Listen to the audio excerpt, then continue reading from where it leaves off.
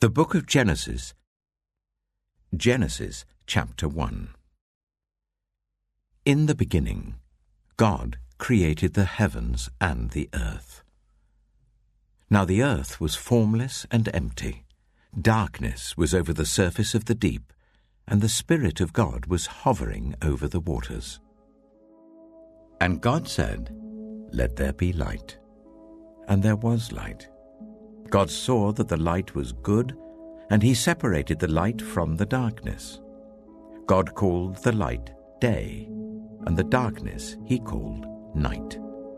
And there was evening and there was morning, the first day. And God said, "Let there be a vault between the waters to separate water from water."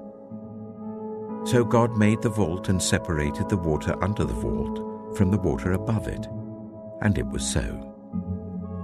God called the vault sky, and there was evening and there was morning, the second day.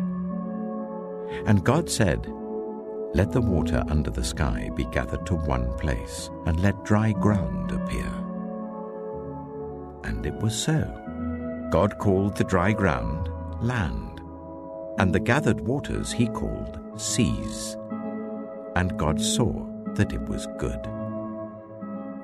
Then God said, "Let the land produce vegetation, seed-bearing plants, and trees on the land that bear fruit with seed in it, according to their various kinds." And it was so. The land produced vegetation, plants bearing seed according to their kinds, and trees bearing fruit with seed in it according to their kinds. And God saw that it was good. And there was evening and there was morning, the third day. And God said, "Let there be lights in the vault of the sky, to separate the day from the night, and let them serve as signs to mark sacred times and days and years. And let them be lights in the vault of the sky to give light on the earth." And it was so. God made two great lights, the greater light to govern the day, and the lesser light to govern the night. He also made the stars. God set them in the vault of the sky to give light on the earth, to govern the day and the night, and to separate light from darkness.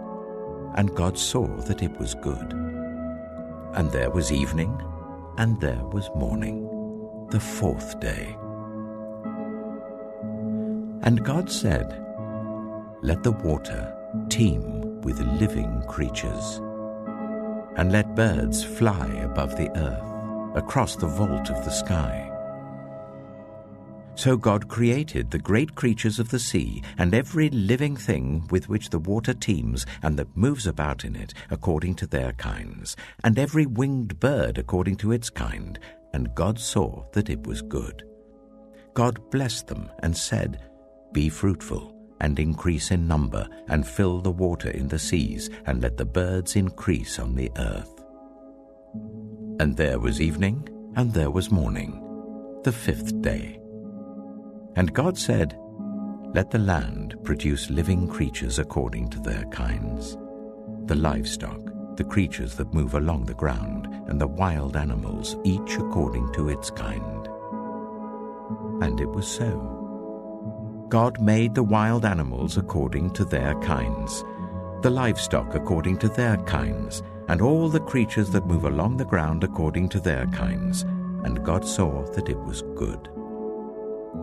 Then God said, "Let us make mankind in our image, in our likeness, so that they may rule over the fish in the sea and the birds in the sky, over the livestock and all the wild animals, and over all the creatures that move along the ground."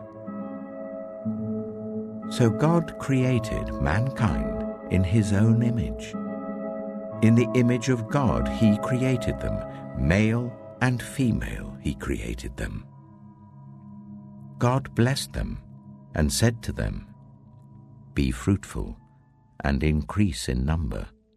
Fill the earth and subdue it. Rule over the fish in the sea and the birds in the sky, and over every living creature that moves on the ground. Then God said, I give you every seed-bearing plant on the face of the whole earth, and every tree that has fruit with seed in it. They will be yours for food, and to all the beasts of the earth and all the birds in the sky and all the creatures that move along the ground, everything that has the breath of life in it, I give every green plant for food. And it was so. God saw all that he had made, and it was very good.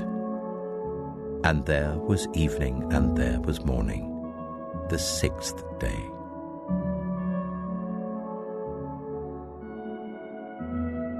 Genesis chapter 2.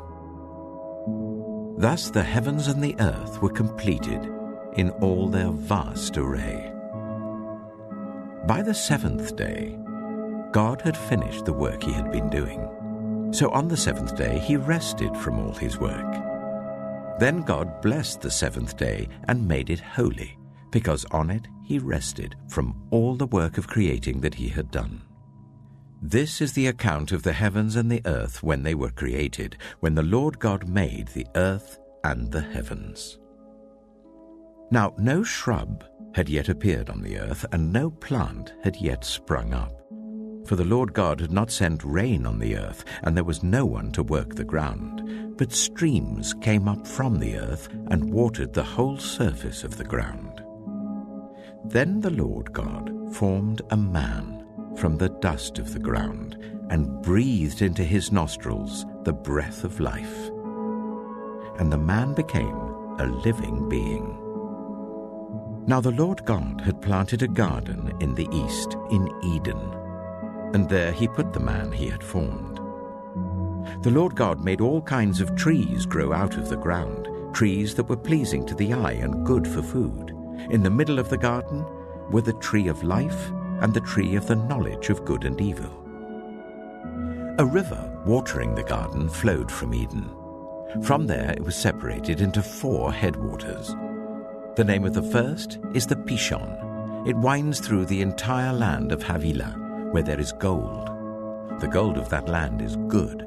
Aromatic resin and onyx are also there. The name of the second river is the Gihon. It winds through the entire land of Cush. The name of the third river is the Tigris. It runs along the east side of Ashur, and the fourth river is the Euphrates. The Lord God took the man and put him in the Garden of Eden to work it and take care of it. And the Lord God commanded the man, You are free to eat from any tree in the garden, but you must not eat from the tree of the knowledge of good and evil, for when you eat from it, you will certainly die.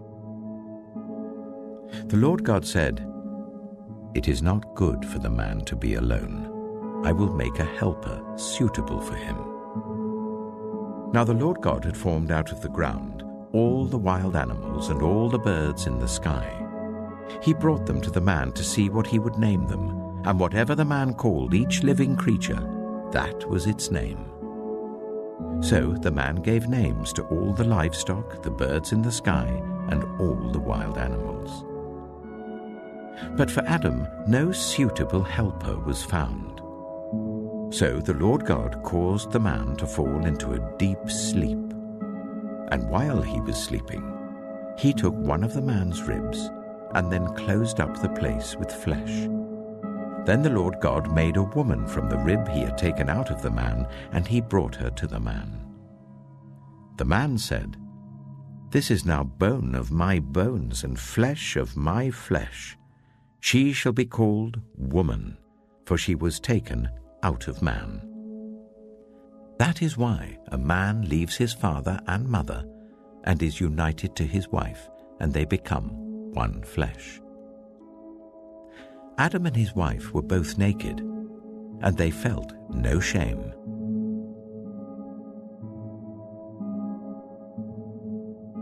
Genesis chapter 3. Now the snake was more crafty than any of the wild animals the Lord God had made. He said to the woman, Did God really say, 'You must not eat from any tree in the garden'?" The woman said to the snake, "We may eat fruit from the trees in the garden, but God did say, 'You must not eat fruit from the tree that is in the middle of the garden, and you must not touch it, or you will die.'" "You will not certainly die," the snake said to the woman. "For God knows that when you eat from it, your eyes will be opened, and you will be like God, knowing good and evil." When the woman saw that the fruit of the tree was good for food and pleasing to the eye, and also desirable for gaining wisdom, she took some and ate it. She also gave some to her husband who was with her, and he ate it. Then the eyes of both of them were opened, and they realized they were naked. So they sewed fig leaves together and made coverings for themselves. Then the man and his wife heard the sound of the Lord God as he was walking in the garden in the cool of the day.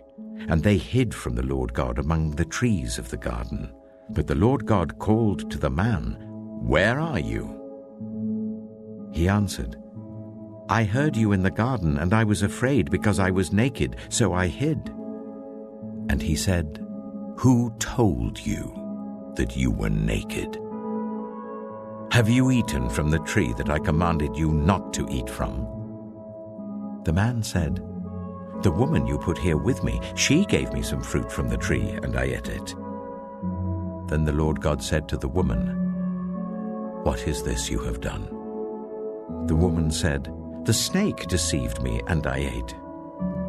So the Lord God said to the snake, "Because you have done this, cursed are you above all livestock and all wild animals.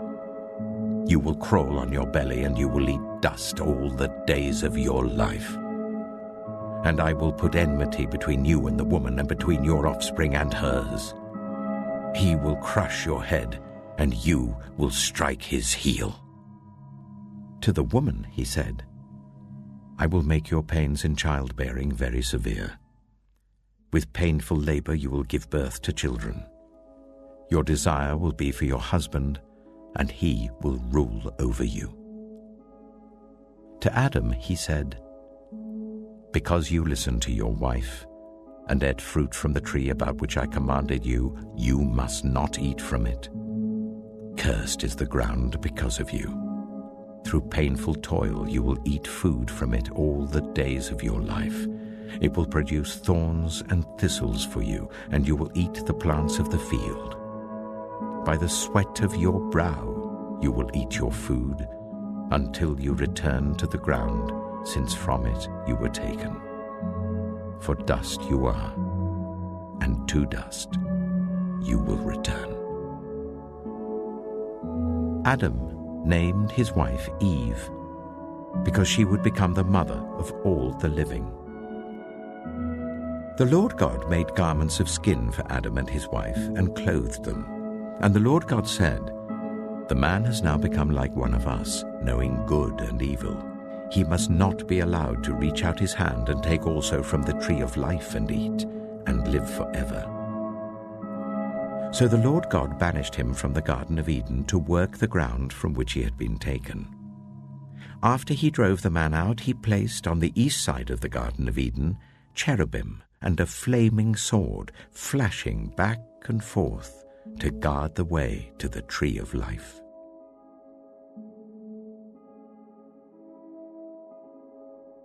Genesis chapter 4.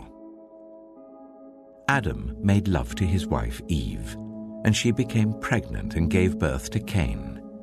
She said, "With the help of the Lord I have brought forth a man." Later she gave birth to his brother Abel. Now Abel kept flocks, and Cain worked the soil. In the course of time, Cain brought some of the fruits of the soil as an offering to the Lord. But Abel also brought an offering, fat portions from some of the firstborn of his flock. The Lord looked with favor on Abel and his offering, but on Cain and his offering he did not look with favor. So Cain was very angry, and his face was downcast. Then the Lord said to Cain, "Why are you angry? Why is your face downcast? If you do what is right, will you not be accepted? But if you do not do what is right, sin is crouching at your door. It desires to have you, but you must rule over it. Now Cain said to his brother Abel, "Let's go out to the field." While they were in the field, Cain attacked his brother Abel and killed him. Then the Lord said to Cain, "Where is your brother Abel?" "I don't know," he replied. "Am I my brother's keeper?" The Lord said, "What have you done? Listen, your brother's blood cries out to me from the ground. Now you are under a curse and driven from the ground, which opened its mouth to receive your brother's blood from your hand. When you work the ground, it will no longer yield its crops for you. You will be a restless wanderer on the earth." Cain said to the Lord, "My punishment is more than I can bear. Today you are driving me from the land, and I will be hidden from your presence. I will be a restless wanderer on the earth, and whoever finds me will kill me." But the Lord said to him, "Not so. Anyone who kills Cain will suffer vengeance 7 times over." Then the Lord put a mark on Cain, so that no one who found him would kill him. So Cain went out from the Lord's presence and lived in the land of Nod, east of Eden. Cain made love to his wife, and she became pregnant and gave birth to Enoch. Cain was then building a city, and he named it after his son Enoch. To Enoch was born Irad, and Irad was the father of Mehujael, and Mehujael was the father of Methusael, and Methusael was the father of Lamech. Lamech married 2 women, one named Ada and the other Zillah. Ada gave birth to Jabal. He was the father of those who live in tents and raise livestock. His brother's name was Jubal. He was the father of all who play stringed instruments and pipes. Zillah also had a son, Tubal-Cain, who forged all kinds of tools out of bronze and iron. Tubal-Cain's sister was Naamah. Lamech said to his wives, "Ada and Zillah, listen to me. Wives of Lamech, hear my words. I have killed a man for wounding me, a young man for injuring me. If Cain is avenged 7 times, then Lamech 77 times." Adam made love to his wife again, and she gave birth to a son and named him Seth, saying, "God has granted me another child in place of Abel, since Cain killed him." Seth also had a son, and he named him Enosh. At that time, people began to call on the name of the Lord.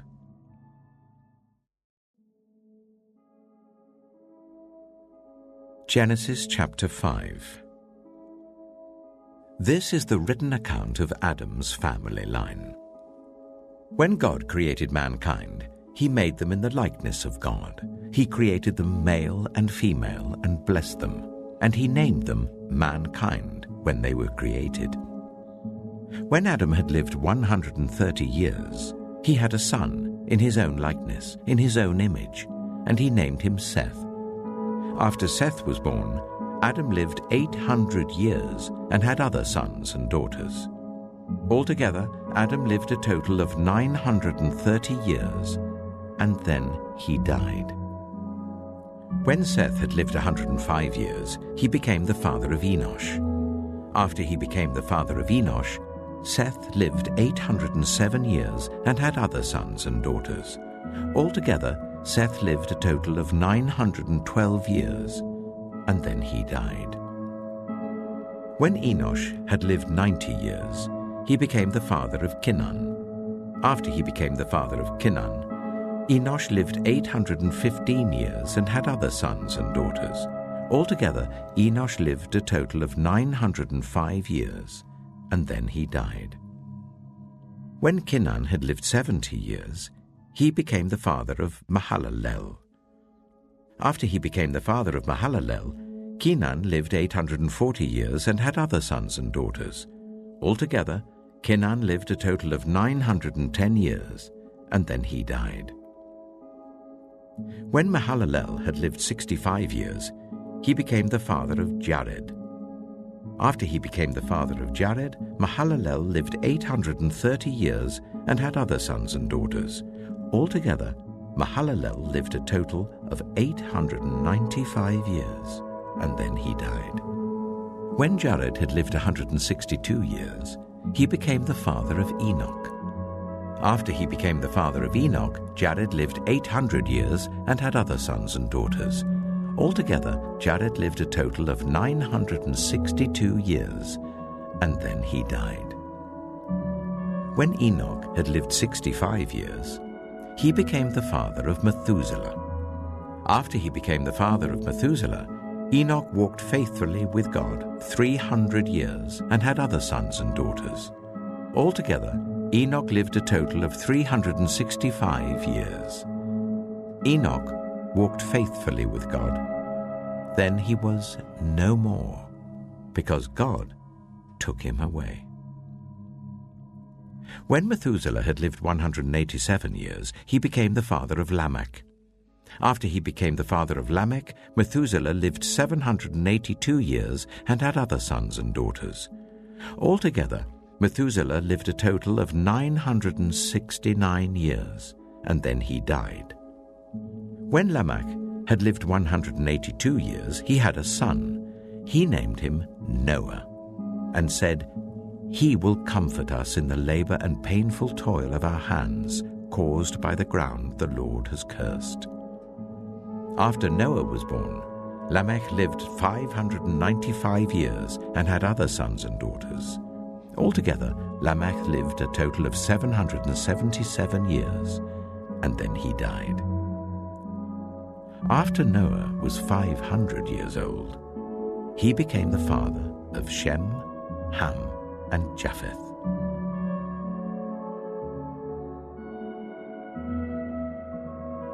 Genesis chapter 6. When human beings began to increase in number on the earth, and daughters were born to them, the sons of God saw that the daughters of humans were beautiful, and they married any of them they chose. Then the Lord said, "My spirit will not contend with humans forever, for they are mortal. Their days will be 120 years. The Nephilim were on the earth in those days, and also afterward, when the sons of God went to the daughters of humans and had children by them. They were the heroes of old, men of renown. The Lord saw how great the wickedness of the human race had become on the earth, and that every inclination of the thoughts of the human heart was only evil all the time. The Lord regretted that he had made human beings on the earth, and his heart was deeply troubled. So the Lord said, "I will wipe from the face of the earth the human race I have created, and with them the animals, the birds, and the creatures that move along the ground, for I regret that I have made them." But Noah found favor in the eyes of the Lord. This is the account of Noah and his family. Noah was a righteous man, blameless among the people of his time, and he walked faithfully with God. Noah had 3 sons, Shem, Ham, and Japheth. Now the earth was corrupt in God's sight, and was full of violence. God saw how corrupt the earth had become, for all the people on the earth had corrupted their ways. So God said to Noah, "I am going to put an end to all people, for the earth is filled with violence because of them. I am surely going to destroy both them and the earth. So make yourself an ark of cypress wood, make rooms in it, and coat it with pitch inside and out. This is how you are to build it. The ark is to be 300 cubits long, 50 cubits wide, and 30 cubits high. Make a roof for it, leaving below the roof an opening 1 cubit high all around. Put a door in the side of the ark, and make lower, middle, and upper decks. I'm going to bring floodwaters on the earth to destroy all life under the heavens, every creature that has the breath of life in it. Everything on earth will perish. But I will establish my covenant with you, and you will enter the ark, you and your sons and your wife and your sons' wives with you. You are to bring into the ark 2 of all living creatures, male and female, to keep them alive with you. 2 of every kind of bird, of every kind of animal, and of every kind of creature that moves along the ground will come to you to be kept alive. You are to take every kind of food that is to be eaten and store it away as food for you and for them. Noah did everything just as God commanded him.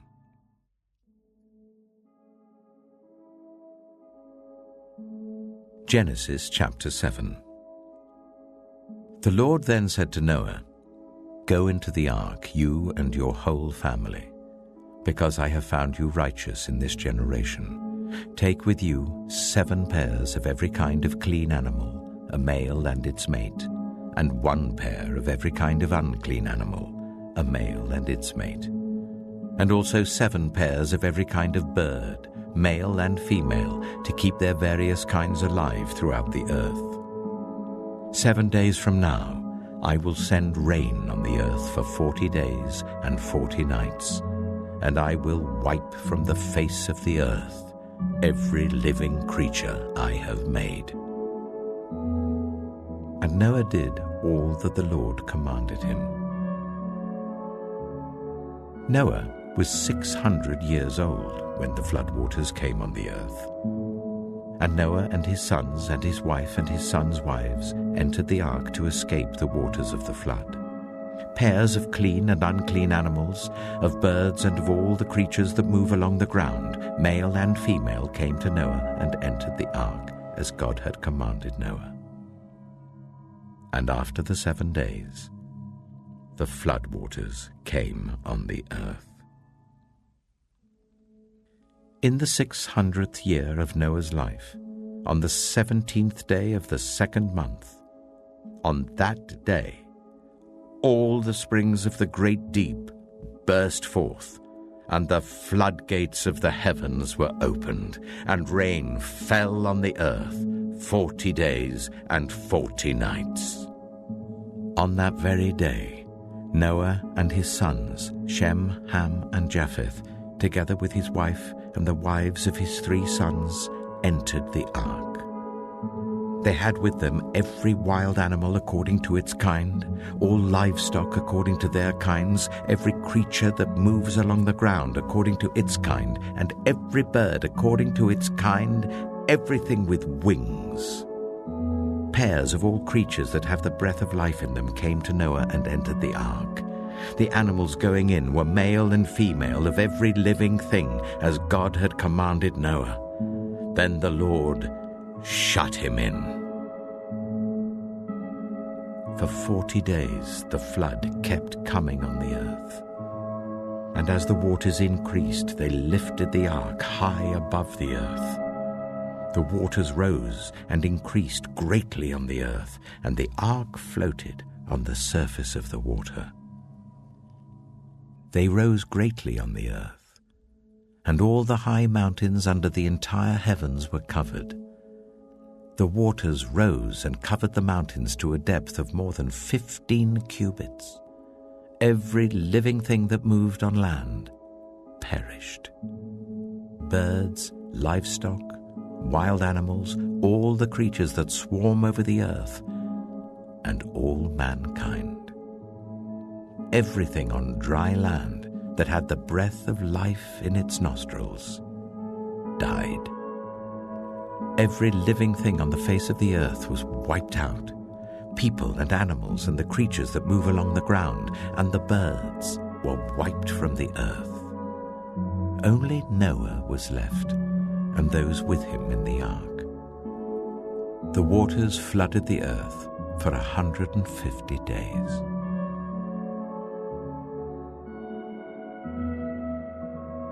Genesis chapter 8. But God remembered Noah and all the wild animals and the livestock that were with him in the ark. And he sent a wind over the earth, and the waters receded.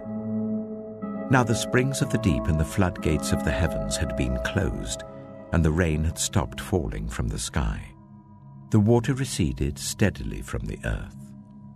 At the end of the 150 days, the water had gone down. And on the 17th day of the 7th month, the ark came to rest on the mountains of Ararat. The waters continued to recede until the 10th month, and on the first day of the 10th month, the tops of the mountains became visible. After 40 days, Noah opened a window he had made in the ark and sent out a raven, and it kept flying back and forth until the water had dried up from the earth. Then he sent out a dove to see if the water had receded from the surface of the ground. But the dove could find nowhere to perch because there was water over all the surface of the earth. So it returned to Noah in the ark. He reached out his hand and took the dove and brought it back to himself in the ark. He waited 7 more days and again sent out the dove from the ark. When the dove returned to him in the evening, there in its beak was a freshly plucked olive leaf. Then Noah knew that the water had receded from the earth. He waited 7 more days and sent the dove out again, but this time it did not return to him. By the first day of the 1st month of Noah's 601st year, the water had dried up from the earth. Noah then removed the covering from the ark and saw that the surface of the ground was dry. By the 27th day of the 2nd month, the earth was completely dry. Then God said to Noah, "Come out of the ark, you and your wife and your sons and their wives. Bring out every kind of living creature that is with you, the birds, the animals, and all the creatures that move along the ground, so they can multiply on the earth and be fruitful and increase in number on it." So Noah came out, together with his sons and his wife and his sons' wives. All the animals and all the creatures that move along the ground and all the birds, everything that moves on land, came out of the ark, one kind after another. Then Noah built an altar to the Lord, and taking some of all the clean animals and clean birds, he sacrificed burnt offerings on it. The Lord smelled the pleasing aroma and said in his heart, "Never again will I curse the ground because of humans, even though every inclination of the human heart is evil from childhood. And never again will I destroy all living creatures as I have done. As long as the earth endures, seed time and harvest, cold and heat, summer and winter, day and night, will never cease."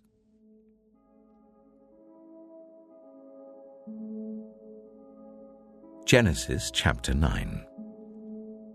Then God blessed Noah and his sons, saying to them, "Be fruitful and increase in number and fill the earth.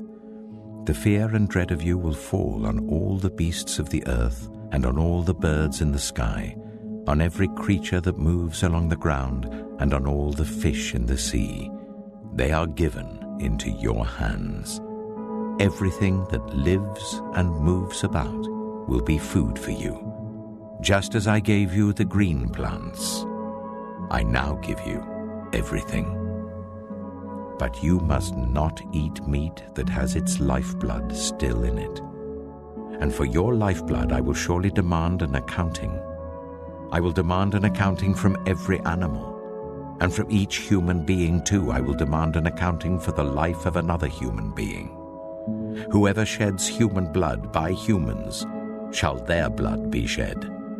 For in the image of God has God made mankind. As for you, be fruitful and increase in number. Multiply on the earth and increase upon it."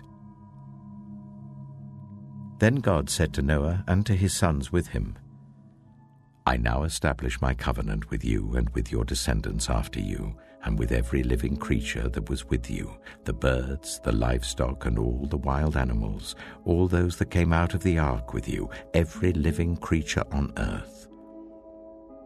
I establish my covenant with you. Never again will all life be destroyed by the waters of a flood. Never again will there be a flood to destroy the earth. And God said, "This is the sign of the covenant I am making between me and you and every living creature with you, a covenant for all generations to come. I have set my rainbow in the clouds, and it will be the sign of the covenant between me and the earth. Whenever I bring clouds over the earth and the rainbow appears in the clouds, I will remember my covenant between me and you and all living creatures of every kind. Never again will the waters become a flood to destroy all life. Whenever the rainbow appears in the clouds, I will see it and remember the everlasting covenant between God and all living creatures of every kind on the earth." So God said to Noah, "This is the sign of the covenant I have established between me and all life on the earth." The sons of Noah who came out of the ark were Shem, Ham, and Japheth. Ham was the father of Canaan. These were the 3 sons of Noah, and from them came the people who were scattered over the whole earth. Noah, a man of the soil, proceeded to plant a vineyard. When he drank some of its wine, he became drunk and lay uncovered in his tent. Ham, the father of Canaan, saw his father naked and told his 2 brothers outside. But Shem and Japheth took a garment and laid it across their shoulders. Then they walked in backward and covered their father's naked body. Their faces were turned the other way so that they would not see their father naked. When Noah awoke from his wine and found out what his youngest son had done to him, he said, "Cursed be Canaan. The lowest of slaves will he be to his brothers." He also said, "Praise be to the Lord, the God of Shem. May Canaan be the slave of Shem. May God extend Japheth's territory. May Japheth live in the tents of Shem, and may Canaan be the slave of Japheth." After the flood, Noah lived 350 years. Noah lived a total of 950 years, and then he died.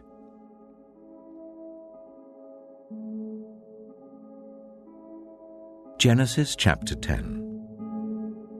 This is the account of Shem, Ham, and Japheth, Noah's sons, who themselves had sons after the flood. The sons of Japheth: Gomer, Magog, Madai, Javan, Tubal, Meshach, and Tiras. The sons of Gomer: Ashkenaz, Riphath, and Togarmah. The sons of Javan: Elisha, Tarshish, the Kittites, and the Rodanites. From these the maritime peoples spread out into their territories by their clans within their nations, each with its own language. The sons of Ham: Cush, Egypt, Put, and Canaan. The sons of Cush: Seba, Havilah, Sabta, Reamah, and Sabtika. The sons of Reamah: Sheba and Dedan. Cush was the father of Nimrod, who became a mighty warrior on the earth. He was a mighty hunter before the Lord. That is why it is said, like Nimrod, a mighty hunter before the Lord. The first centers of his kingdom were Babylon, Uruk, Akkad, and Calnu in Shinar. From that land he went to Assyria, where he built Nineveh, Rehoboth, Calah, and Resen, which is between Nineveh and Calah, which is the great city. Egypt was the father of the Ludites, Anamites, Lehabites, Naphtuhites, Pathrusites, Casluhites, from whom the Philistines came, and Caphtorites. Canaan was the father of Sidon his firstborn, and of the Hittites, Jebusites, Amorites, Girgashites, Hivites, Archites, Sinites, Arvadites, Zemarites, and Hamathites. Later, the Canaanites' clans scattered, and the borders of Canaan reached from Sidon towards Gerar as far as Gaza, and then towards Sodom, Gomorrah, Admah, and Zeboim as far as Lasha. These are the sons of Ham by their clans and languages in their territories and nations. Sons were also born to Shem, whose older brother was Japheth. Shem was the ancestor of all the sons of Eber. The sons of Shem: Elam, Ashur, Arphaxad, Lud, and Aram. The sons of Aram: Az, Hul, Gether, and Meshech. Arphaxad was the father of Shelah, and Shelah the father of Eber. 2 sons were born to Eber. One was named Peleg, because in his time the earth was divided. His brother was named Joktan. Joktan was the father of Almodad, Sheleph, Hazamepheth, Jirah, Hadoram, Uzal, Dilah, Obal, Abimiel, Sheba, Ophir, Havilah, and Jobab. All these were sons of Joktan. The region where they lived stretched from Mesha towards Sephah in the eastern hill country. These are the sons of Shem by their clans and languages in their territories and nations. These are the clans of Noah's sons, according to their lines of descent within their nations. From these, the nations spread out over the earth after the flood.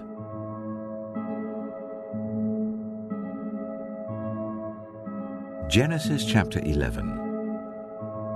Now the whole world had one language and a common speech. As people moved eastward, they found a plain in Shinar and settled there. They said to each other, "Come, let's make bricks and bake them thoroughly." They used brick instead of stone and bitumen for mortar. Then they said, "Come, let us build ourselves a city with a tower that reaches to the heavens, so that we may make a name for ourselves. Otherwise we will be scattered over the face of the whole earth." But the Lord came down to see the city and the tower the people were building. The Lord said, "If as one people speaking the same language they have begun to do this, then nothing they plan to do will be impossible for them. Come, let us go down and confuse their language, so they will not understand each other." So the Lord scattered them from there over all the earth, and they stopped building the city. That is why it was called Babel, because there the Lord confused the language of the whole world. From there the Lord scattered them over the face of the whole earth. This is the account of Shem's family line. 2 years after the flood, when Shem was 100 years old, he became the father of Arphaxad. And after he became the father of Arphaxad, Shem lived 500 years and had other sons and daughters. When Arphaxad had lived 35 years, he became the father of Shelah. And after he became the father of Shelah, Arphaxad lived 403 years and had other sons and daughters. When Shelah had lived 30 years, he became the father of Eber. And after he became the father of Eber, Shelah lived 403 years and had other sons and daughters. When Eber had lived 34 years, he became the father of Peleg. And after he became the father of Peleg, Eber lived 430 years and had other sons and daughters. When Peleg had lived 30 years, he became the father of Reu. And after he became the father of Reu, Peleg lived 209 years and had other sons and daughters. When Reu had lived 32 years, he became the father of Serug. And after he became the father of Serug, Reu lived 207 years and had other sons and daughters. When Serug had lived 30 years, he became the father of Nahor. And after he became the father of Nahor, Serug lived 200 years and had other sons and daughters. When Nahor had lived 29 years, he became the father of Terah. And after he became the father of Terah, Nahor lived 119 years and had other sons and daughters. After Terah had lived 70 years, he became the father of Abram, Nahor, and Haran.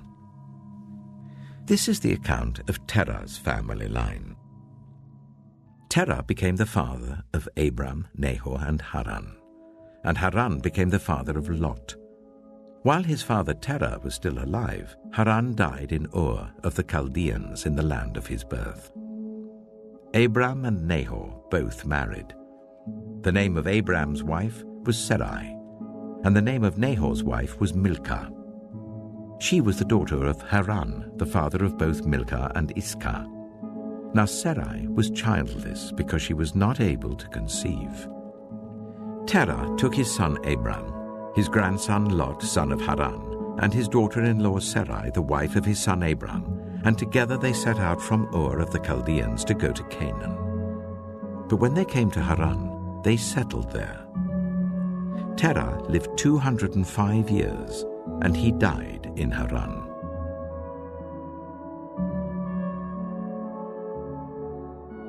Genesis chapter 12. The Lord had said to Abram, "Go from your country, your people and your father's household, to the land I will show you. I will make you into a great nation, and I will bless you. I will make your name great, and you will be a blessing. I will bless those who bless you, and whoever curses you I will curse, and all peoples on earth will be blessed through you." So Abram went as the Lord had told him, and Lot went with him. Abram was 75 years old when he set out from Haran. He took his wife Sarai, his nephew Lot, all the possessions they had accumulated, and the people they had acquired in Haran, and they set out for the land of Canaan, and they arrived there. Abram traveled through the land as far as the site of the great tree of Moreh at Shechem. At that time the Canaanites were in the land.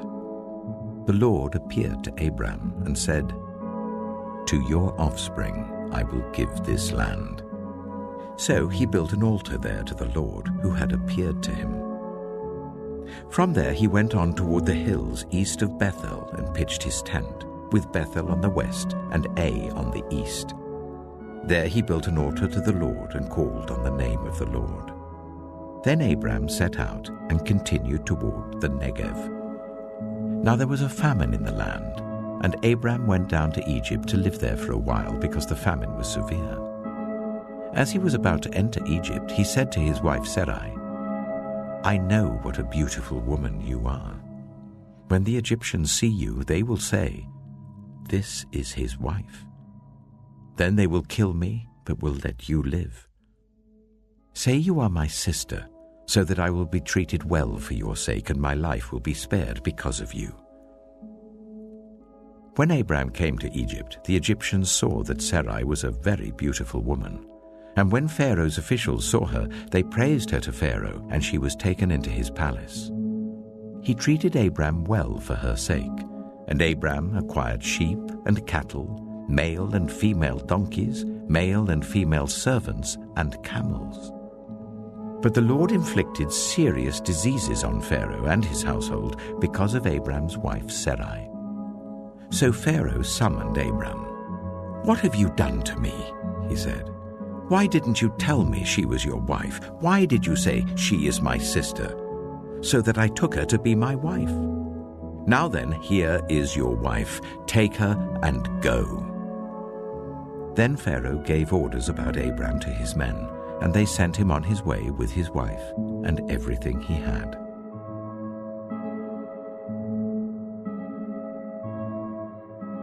Genesis chapter 13. So Abram went up from Egypt to the Negev with his wife and everything he had, and Lot went with him. Abram had become very wealthy in livestock and in silver and gold. From the Negev he went from place to place until he came to Bethel, to the place between Bethel and Ai where his tent had been earlier, and where he had first built an altar. There Abram called on the name of the Lord. Now Lot, who was moving about with Abram, also had flocks and herds and tents. But the land could not support them while they stayed together, for their possessions were so great that they were not able to stay together. And quarreling arose between Abram's herdsmen and Lot's. The Canaanites and Perizzites were also living in the land at that time. So Abram said to Lot, "Let's not have any quarreling between you and me and between your herdsmen and mine, for we are close relatives. Is not the whole land before you? Let's part company. If you go to the left, I'll go to the right. If you go to the right, I'll go to the left." Lot looked around and saw that the whole plain of the Jordan towards Zoar was well watered, like the garden of the Lord, like the land of Egypt. This was before the Lord destroyed Sodom and Gomorrah. So Lot chose for himself the whole plain of the Jordan and set out toward the east. The two men parted company. Abram lived in the land of Canaan, while Lot lived among the cities of the plain and pitched his tents near Sodom. Now the people of Sodom were wicked and were sinning greatly against the Lord. The Lord said to Abram, after Lot had parted from him, "Look around from where you are to the north and south, to the east and west. All the land that you see, I will give to you and your offspring forever. I will make your offspring like the dust of the earth, so that if anyone could count the dust, then your offspring could be counted. Go, walk through the length and breadth of the land, for I am giving it to you." So Abram went to live near the great trees of Mamre at Hebron, where he pitched his tents. There he built an altar to the Lord.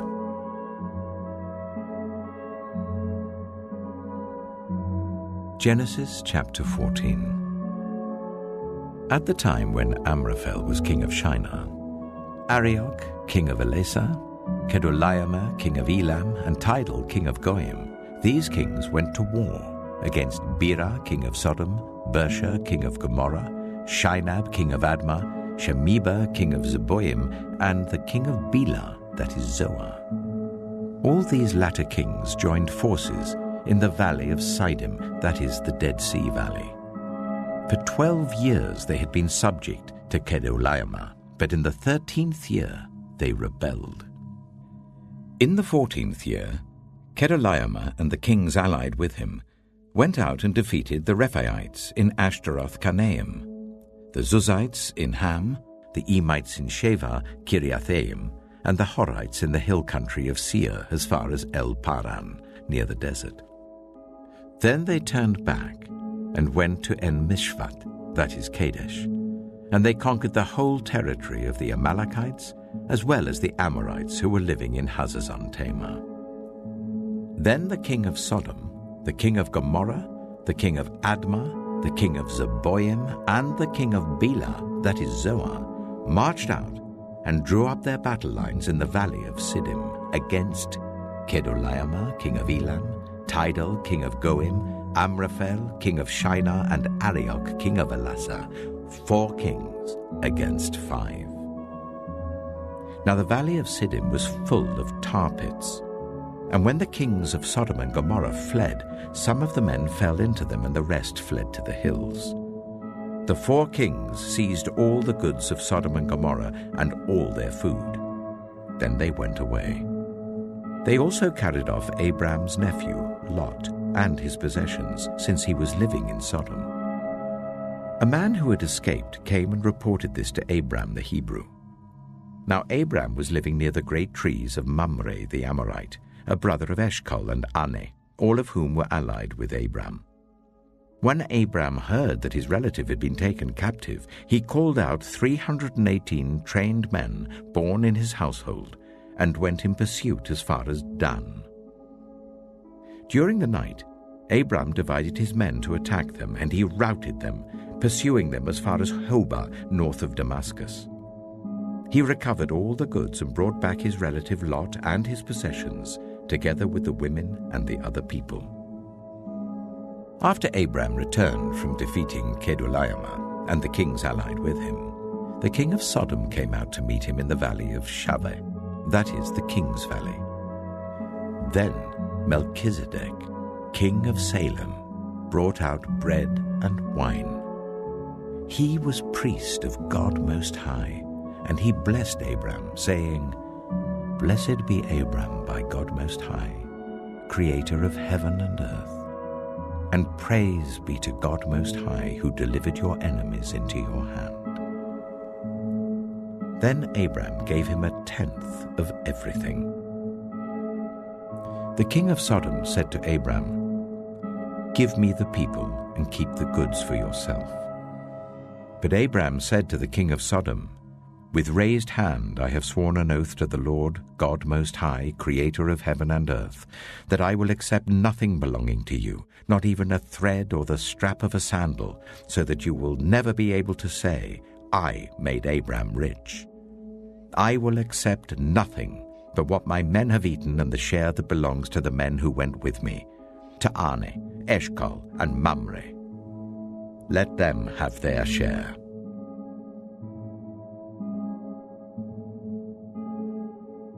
Genesis chapter 15. After this, the word of the Lord came to Abram in a vision. Do not be afraid, Abram. I am your shield, your very great reward. But Abram said, Sovereign Lord, what can you give me since I remain childless?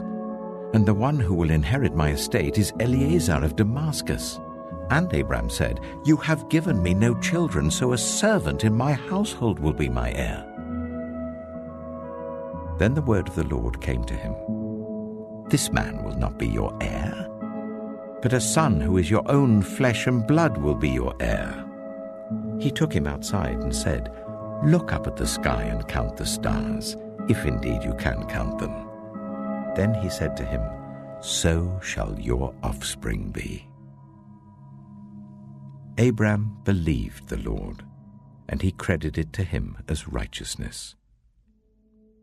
He also said to him, I am the Lord, who brought you out of Ur of the Chaldeans, to give you this land to take possession of it. But Abram said, Sovereign Lord, how can I know that I will gain possession of it? So the Lord said to him, Bring me a heifer, a goat, and a ram, each 3 years old, along with a dove and a young pigeon. Abram brought all these to him, cut them in two, and arranged the halves opposite each other. The birds, however, he did not cut in half. Then birds of prey came down on the carcasses, but Adam drove them away. As the sun was setting, Abram fell into a deep sleep, and a thick and dreadful darkness came over him. Then the Lord said to him, Know for certain that for 400 years your descendants will be strangers in a country not their own, and that they will be enslaved and ill-treated there. But I will punish the nation they serve as slaves, and afterward they will come out with great possessions. You, however, will go to your ancestors in peace and be buried at a good old age. In the 4th generation, your descendants will come back here, for the sin of the Amorites has not yet reached its full measure. When the sun had set and darkness had fallen, a smoking brazier with a blazing torch appeared and passed between the pieces. On that day the Lord made a covenant with Abram and said, To your descendants I give this land, from the Wadi of Egypt to the great river, the Euphrates, the land of the Kenites, Kenizzites, Kadmonites, Hittites, Perizzites, Rephaites, Amorites, Canaanites, Girgashites, and Jebusites.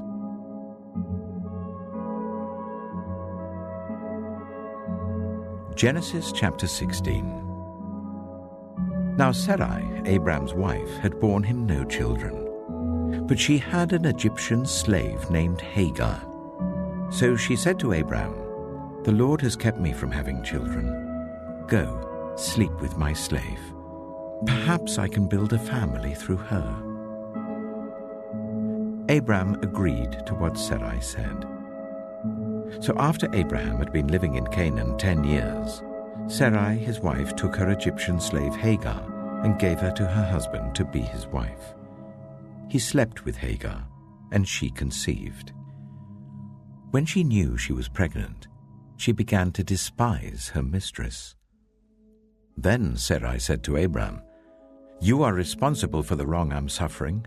I put my slave in your arms, and now that she knows she is pregnant, she despises me. May the Lord judge between you and me." "Your slave is in your hands," Abram said. "Do with her whatever you think best." Then Sarai ill-treated Hagar, so she fled from her. The angel of the Lord found Hagar near a spring in the desert. It was the spring that is beside the road to Shur. And he said, "Hagar, slave of Sarai, where have you come from and where are you going?" "I'm running away from my mistress Sarai," she answered. Then the angel of the Lord told her, "Go back to your mistress and submit to her." The angel added, "I will increase your descendants so much that they will be too numerous to count." The angel of the Lord also said to her, "You are now pregnant and you will give birth to a son. You shall name him Ishmael, for the Lord has heard of your misery. He will be a wild donkey of a man. His hand will be against everyone and everyone's hand against him, and he will live in hostility towards all his brothers." She gave this name to the Lord who spoke to her, "You are the God who sees me." For she said, "I have now seen the one who sees me." That is why the well was called Beer Lahairoi. It is still there between Kadesh and Bered. So Hagar bore Abram a son, and Abram gave the name Ishmael to the son she had born. Abram was 86 years old when Hagar bore him Ishmael.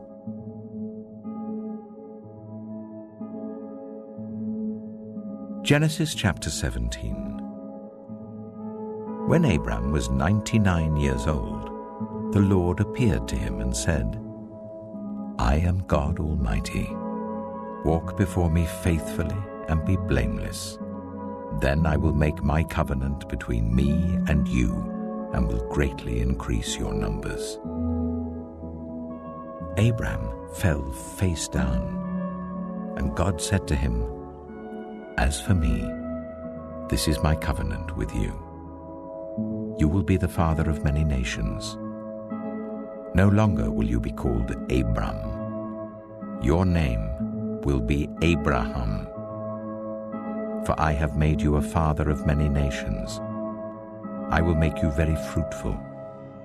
I will make nations of you, and kings will come from you.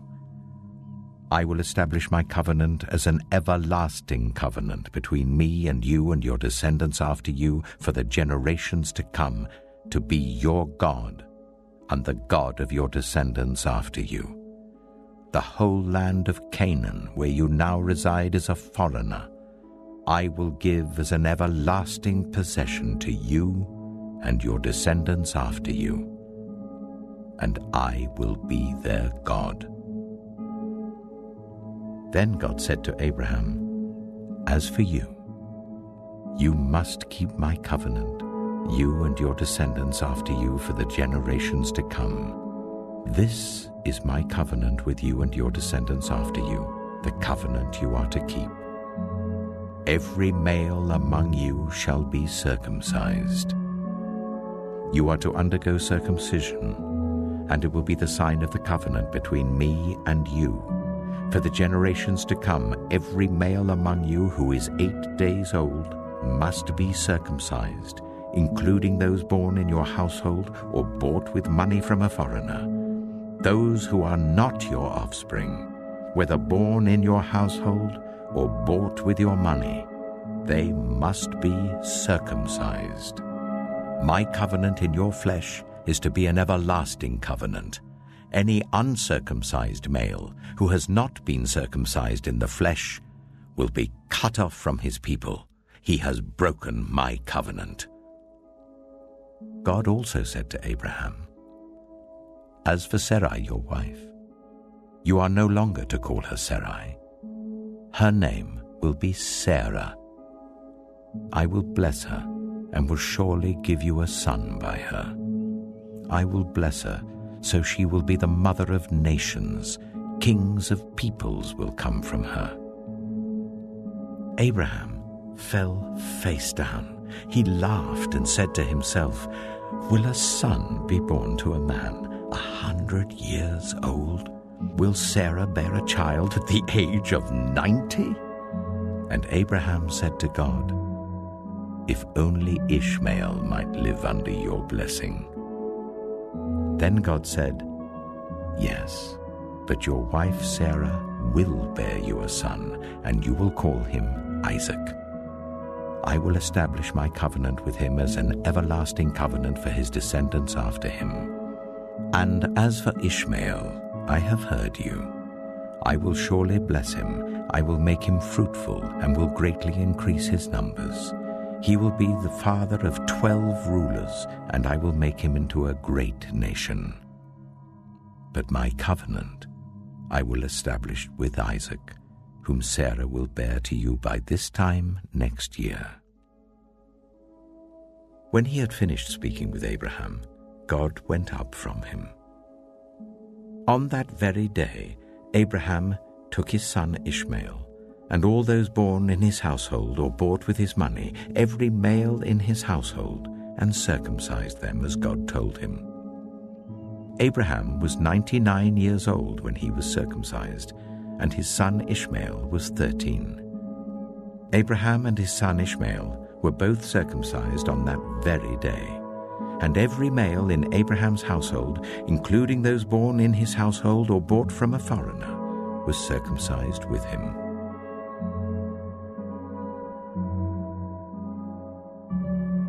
Genesis chapter 18.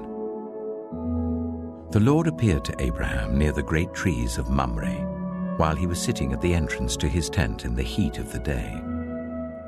Abraham looked up and saw 3 men standing nearby. When he saw them, he hurried from the entrance of his tent to meet them and bowed low to the ground. He said, "If I have found favor in your eyes, my Lord, do not pass your servant by. Let a little water be brought, and then you may all wash your feet and rest under this tree.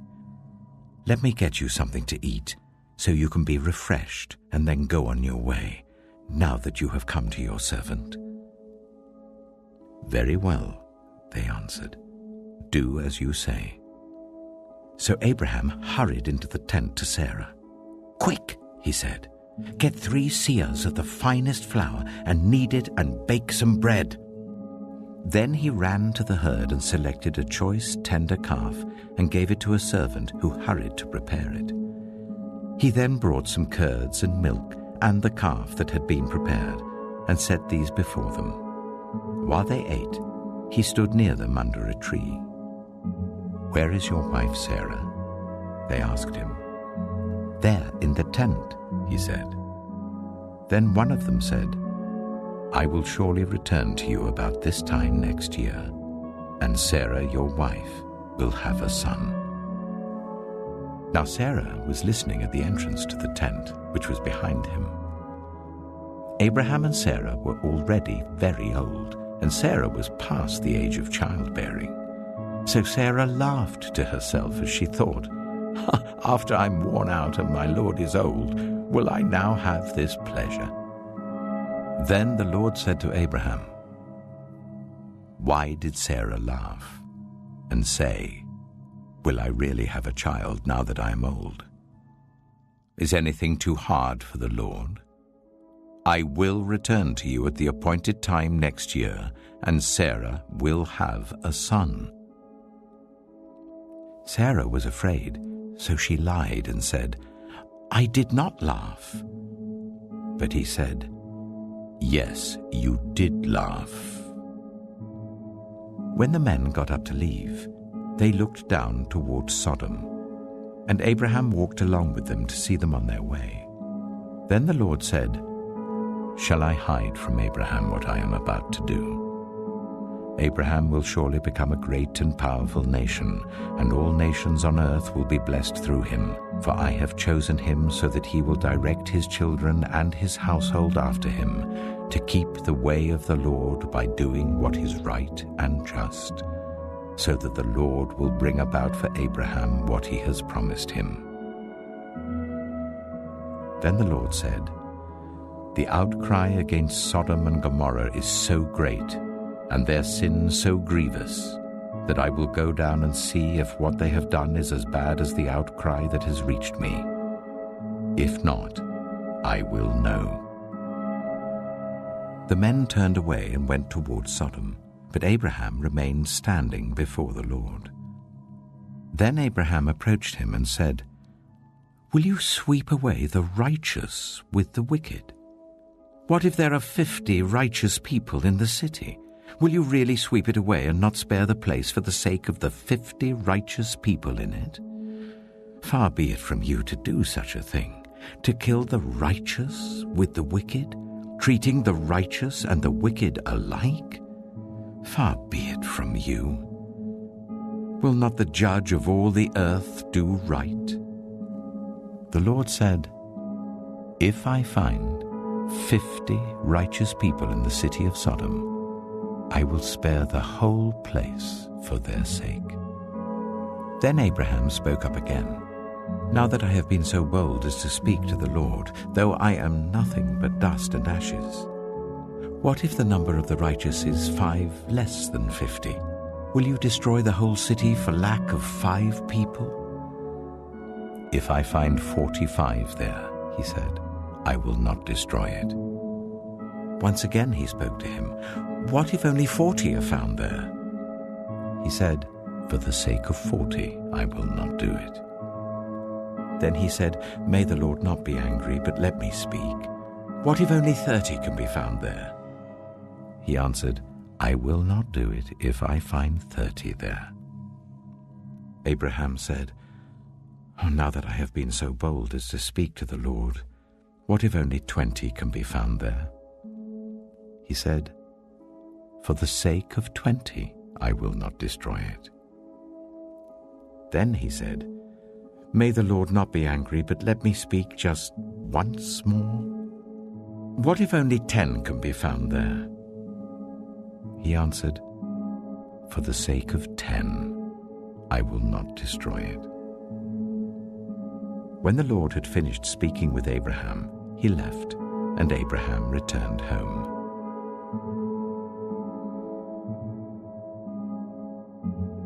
Genesis chapter 19. The 2 angels arrived at Sodom in the evening, and Lot was sitting in the gateway of the city. When he saw them, he got up to meet them and bowed down with his face to the ground. "My lords," he said, "please turn aside to your servant's house. You can wash your feet and spend the night and then go on your way early in the morning." "No," they answered, "we will spend the night in the square." But he insisted so strongly that they did go with him and entered his house.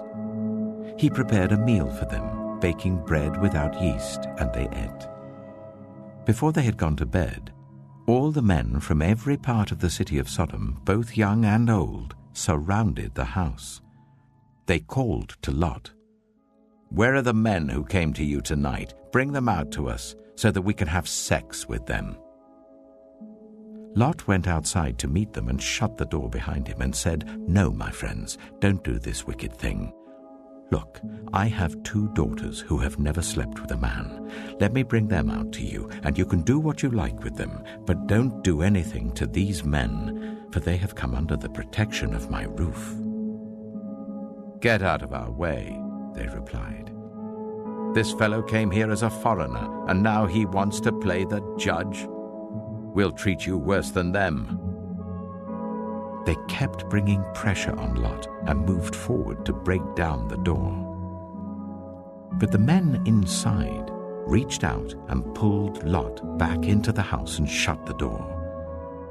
Then they struck the men who were at the door of the house, young and old, with blindness, so that they could not find the door. The 2 men said to Lot, "Do you have anyone else here?" sons-in-law, sons or daughters, or anyone else in the city who belongs to you. Get them out of here, because we are going to destroy this place. The outcry to the Lord against its people is so great that he has sent us to destroy it." So Lot went out and spoke to his sons-in-law who were pledged to marry his daughters. He said, "Hurry and get out of this place, because the Lord is about to destroy the city." But his sons-in-law thought he was joking. With the coming of dawn, the angels urged Lot, saying, "Hurry! Take your wife and your 2 daughters who are here, or you will be swept away when the city is punished." When he hesitated, the men grasped his hand and the hands of his wife and of his 2 daughters and led them safely out of the city, for the Lord was merciful to them. As soon as they had brought them out, one of them said, "Flee for your lives. Don't look back. And don't stop anywhere in the plain. Flee to the mountains, or you will be swept away." But Lot said to them, "No, my lords, please. Your servant has found favor in your eyes, and you have shown great kindness to me in sparing my life, but I can't flee to the mountains. This disaster will overtake me, and I'll die. Look, here is a town near enough to run to, and it is small. Let me flee to it. It is very small, isn't it? Then my life will be spared." He said to him, "Very well. I will grant this request too. I will not overthrow the town you speak of, but flee there quickly, because I cannot do anything until you reach it." That is why the town was called Zoar. By the time Lot reached Zoar, the sun had risen over the land. Then the Lord rained down burning sulfur on Sodom and Gomorrah, from the Lord out of the heavens. Thus he overthrew those cities and the entire plain, destroying all those living in the cities and also the vegetation in the land. But Lot's wife looked back, and she became a pillar of salt. Early the next morning, Abraham got up and returned to the place where he had stood before the Lord. He looked down toward Sodom and Gomorrah, toward all the land of the plain, and he saw dense smoke rising from the land, like smoke from a furnace. So when God destroyed the cities of the plain, he remembered Abraham, and he brought Lot out of the catastrophe that overthrew the cities where Lot had lived. Lot and his 2 daughters left Zoar and settled in the mountains, for he was afraid to stay in Zoar. He and his 2 daughters lived in a cave. One day, the older daughter said to the younger, "Our father is old, and there is no man around here to give us children, as is the custom all over the earth. Let's get our father to drink wine, and then sleep with him and preserve our family line through our father." That night, they got their father to drink wine, and the older daughter went in and slept with him. He was not aware of it when she laid down or when she got up. The next day, the older daughter said to the younger, "Last night I slept with my father. Let's get him to drink wine again tonight, and you go in and sleep with him, so we can preserve our family line through our father." So they got their father to drink wine that night also, and the younger daughter went in and slept with him. Again, he was not aware of it when she laid down or when she got up. So both of Lot's daughters became pregnant by their father. The older daughter had a son, and she named him Moab. He is the father of the Moabites of today. The younger daughter also had a son, and she named him Ben-Ami. He is the father of the Ammonites of today.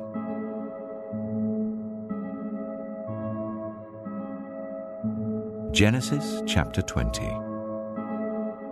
Now Abraham moved on from there into the region of the Negev and lived between Kadesh and Shur. For a while he stayed in Gerar, and there Abraham said of his wife Sarah, "She is my sister." Then Abimelech, king of Gerar, sent for Sarah and took her. But God came to Abimelech in a dream one night and said to him, "You are as good as dead because of the woman you have taken. She is a married woman." Now Abimelech had not gone near her, so he said, "Lord, will you destroy an innocent nation? Did he not say to me, 'She is my sister'? And didn't she also say, 'He is my brother'? I've done this with a clear conscience and clean hands." Then God said to him in the dream, "Yes, I know you did this with a clear conscience, and so I have kept you from sinning against me. That is why I did not let you touch her. Now return the man's wife, for he is a prophet, and he will pray for you, and you will live.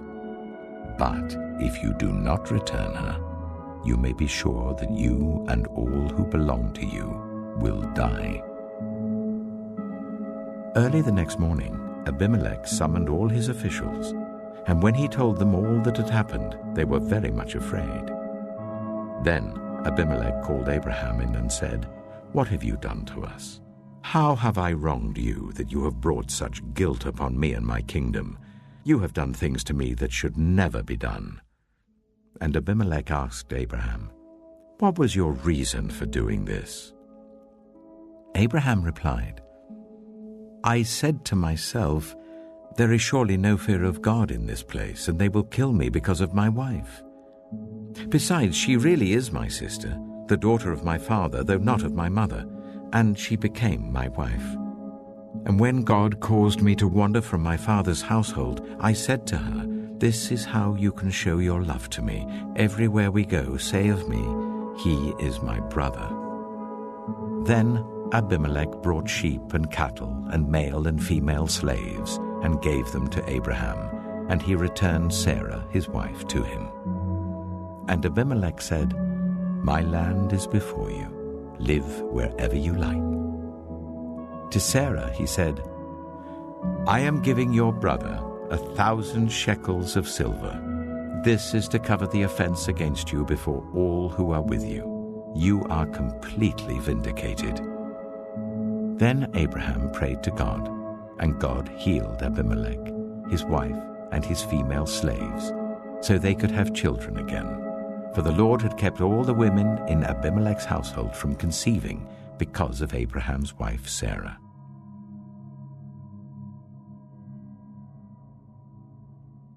Genesis chapter 21.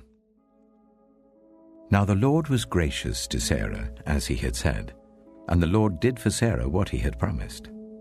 Sarah became pregnant and bore a son to Abraham in his old age, at the very time God had promised him. Abraham gave the name Isaac to the son Sarah bore him. When his son, Isaac, was 8 days old, Abraham circumcised him as God commanded him. Abraham was 100 years old when his son Isaac was born to him. Sarah said, "God has brought me laughter, and everyone who hears about this will laugh with me." And she added, "Who would have said to Abraham that Sarah would nurse children? Yet I have borne him a son in his old age." The child grew and was weaned, and on the day Isaac was weaned, Abraham held a great feast. But Sarah saw that the son whom Hagar the Egyptian had borne to Abraham was mocking, and she said to Abraham, "Get rid of that slave woman and her son, for that woman's son will never share in the inheritance with my son Isaac." The matter distressed Abraham greatly because it concerned his son. But God said to him, "Do not be so distressed about the boy and your slave woman. Listen to whatever Sarah tells you, because it is through Isaac that your offspring will be reckoned. I will make the son of the slave into a nation also, because he is your offspring." Early the next morning, Abraham took some food and a skin of water and gave them to Hagar. He set them on her shoulders and then sent her off with the boy.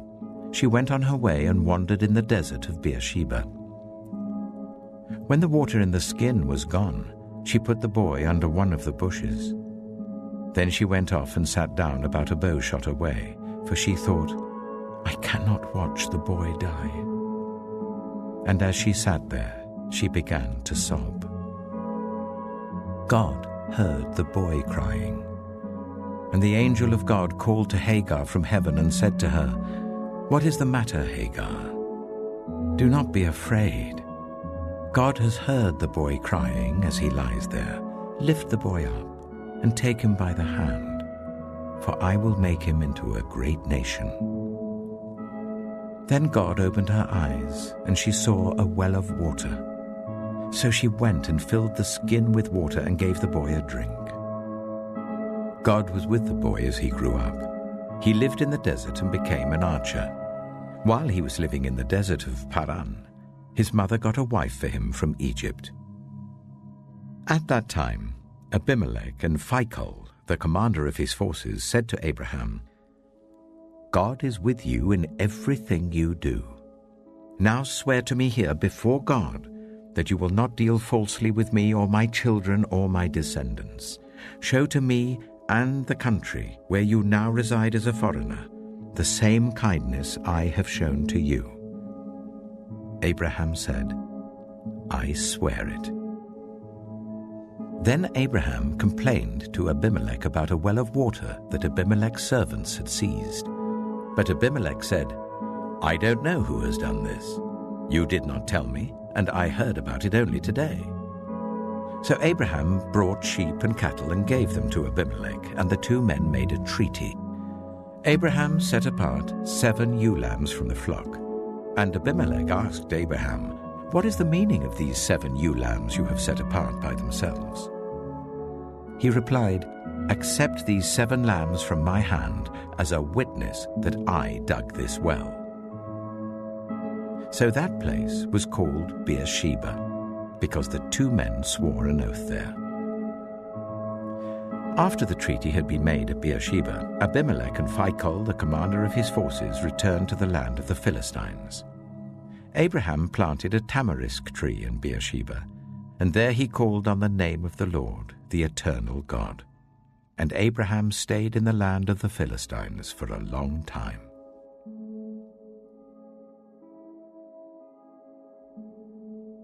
Genesis chapter 22. Sometime later, God tested Abraham. He said to him, "Abraham." "Here I am," he replied. Then God said, "Take your son, your only son, whom you love, Isaac, and go to the region of Moriah. Sacrifice him there as a burnt offering on a mountain I will show you." Early the next morning, Abraham got up and loaded his donkey. He took with him 2 of his servants and his son Isaac. When he had cut enough wood for the burnt offering, he set out for the place God had told him about. On the 3rd day, Abraham looked up and saw the place in the distance. He said to his servants, "Stay here with the donkey while I and the boy go over there. We will worship and then we will come back to you." Abraham took the wood for the burnt offering and placed it on his son Isaac, and he himself carried the fire and the knife. As the 2 of them went on together, Isaac spoke up and said to his father Abraham, "Father?" "Yes, my son," Abraham replied. "The fire and wood are here," Isaac said. "But where is the lamb for the burnt offering?" Abraham answered, "God himself will provide the lamb for the burnt offering, my son." And the 2 of them went on together. When they reached the place God had told him about, Abraham built an altar there and arranged the wood on it. He bound his son Isaac and laid him on the altar on top of the wood. Then he reached out his hand and took the knife to slay his son. But the angel of the Lord called out to him from heaven, "Abraham! Abraham!" "Here I am," he replied. "Do not lay a hand on the boy," he said. "Do not do anything to him. Now I know that you fear God, because you have not withheld from me your son, your only son." Abraham looked up, and there in the thicket he saw a ram caught by its horns. He went over and took the ram and sacrificed it as a burnt offering instead of his son. So Abraham called that place, "The Lord will provide," and to this day it is said, "On the mountain of the Lord it will be provided."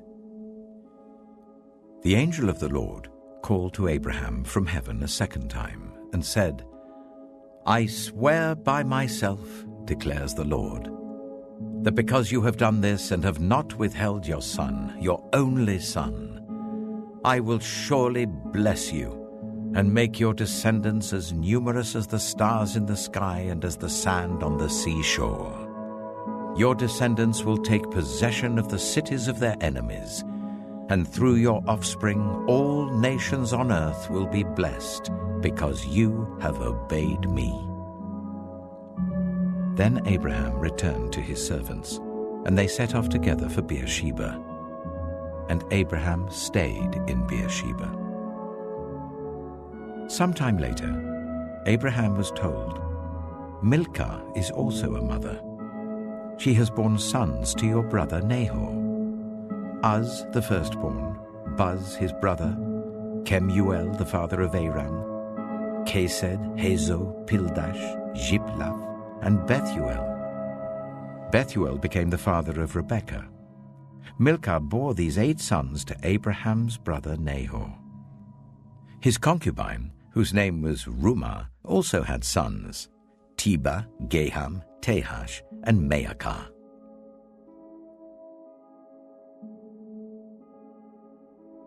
Genesis chapter 23.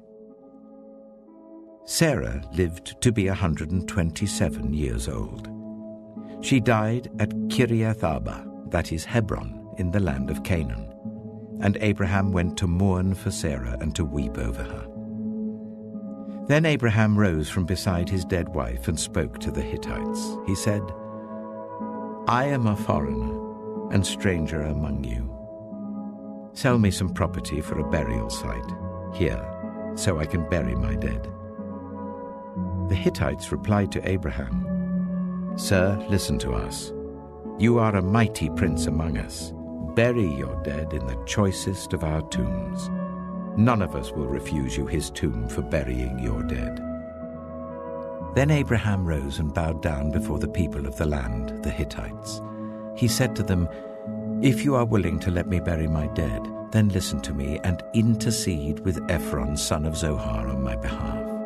So he will sell me the cave of Machpelah, which belongs to him and is at the end of his field. Ask him to sell it to me for the full price as a burial site among you." Ephron the Hittite was sitting among his people, and he replied to Abraham in the hearing of all the Hittites who had come to the gate of his city. "No, my lord," he said, "listen to me. I give you the field, and I give you the cave that is in it.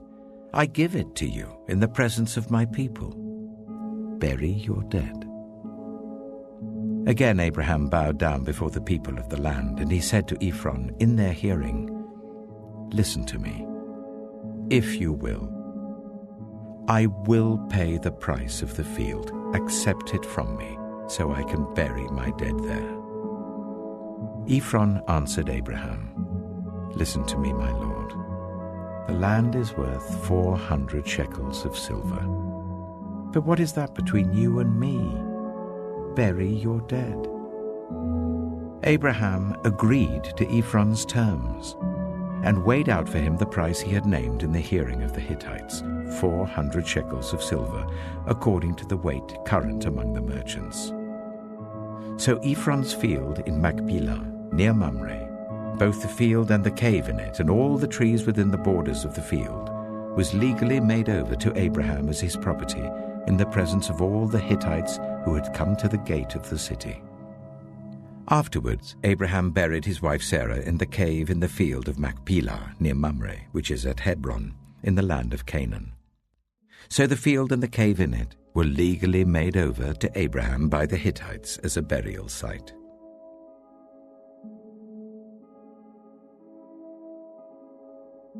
Genesis chapter 24. Abraham was now very old, and the Lord had blessed him in every way. He said to the senior servant in his household, the one in charge of all that he had, "Put your hand under my thigh. I want you to swear by the Lord, the God of heaven and the God of earth, that you will not get a wife for my son from the daughters of the Canaanites among whom I am living, but will go to my country and my own relatives and get a wife for my son Isaac."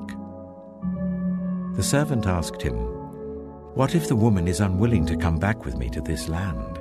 Shall I then take your son back to the country you came from?"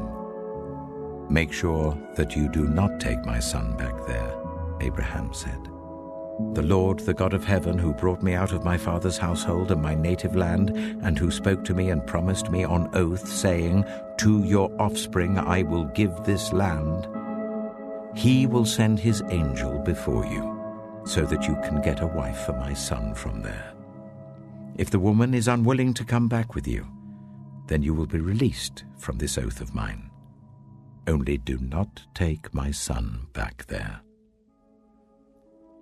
So the servant put his hand under the thigh of his master Abraham and swore an oath to him concerning this matter. Then the servant left, taking with him 10 of his master's camels, loaded with all kinds of good things from his master. He set out for Aram Naharaim and made his way to the town of Nahor. He made the camels kneel down near the well outside the town. It was toward evening, the time the women go out to draw water. Then he prayed, "Lord, God of my master Abraham, make me successful today and show kindness to my master Abraham. See, I am standing beside this spring, and the daughters of the townspeople are coming out to draw water. May it be that when I say to a young woman, 'Please let down your jar that I may have a drink,' and she says, 'Drink, and I'll water your camels too.' Let her be the one you have chosen for your servant Isaac. By this I will know that you have shown kindness to my master."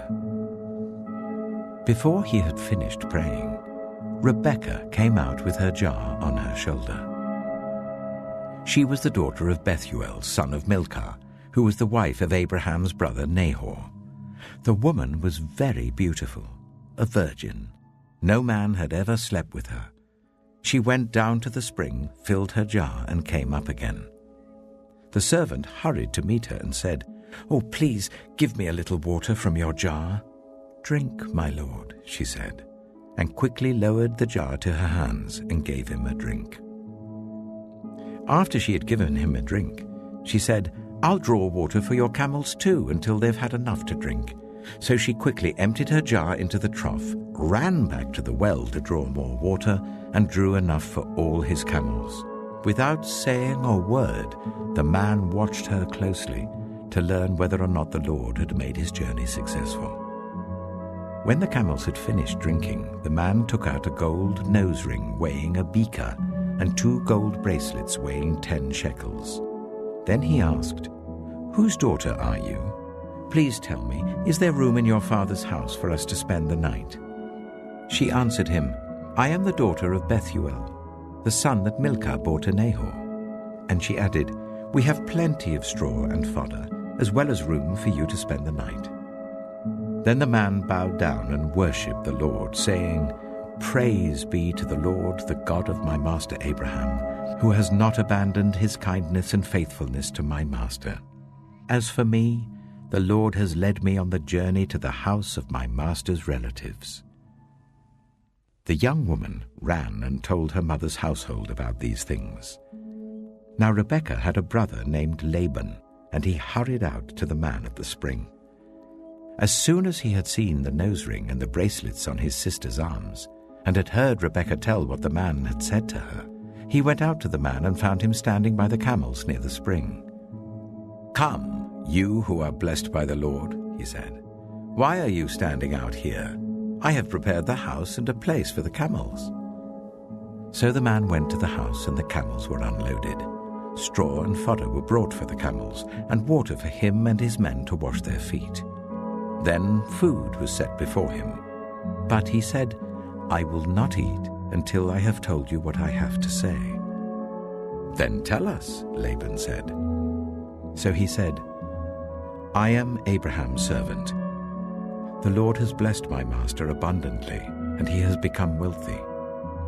He has given him sheep and cattle, silver and gold, male and female servants, and camels and donkeys. My master's wife, Sarah, has borne him a son in her old age, and he has given him everything he owns. And my master made me swear an oath, and said, 'You must not get a wife for my son from the daughters of the Canaanites in whose land I live, but go to my father's family, to my own clan, and get a wife for my son.' Then I asked my master, 'What if the woman will not come back with me?' He replied, 'The Lord before whom I have walked faithfully will send his angel with you and make your journey a success, so that you can get a wife for my son from my own clan and from my father's family. You will be released from my oath if, when you go to my clan, they refuse to give her to you. Then you will be released from my oath.'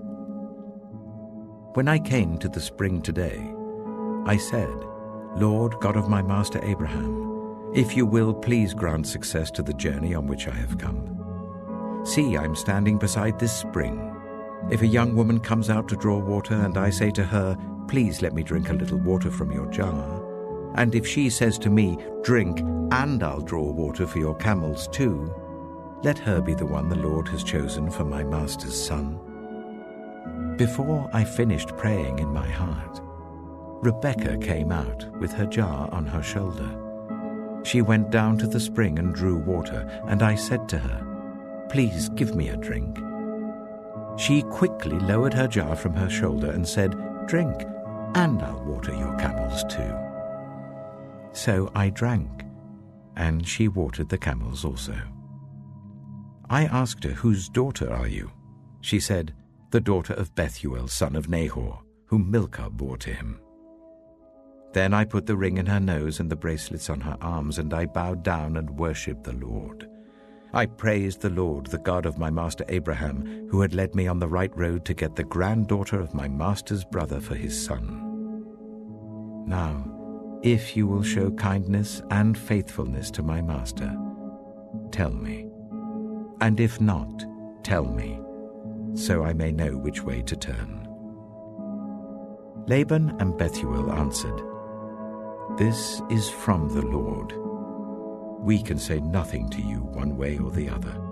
Here is Rebekah. Take her and go, and let her become the wife of your master's son, as the Lord has directed." When Abraham's servant heard what they said, he bowed down to the ground before the Lord.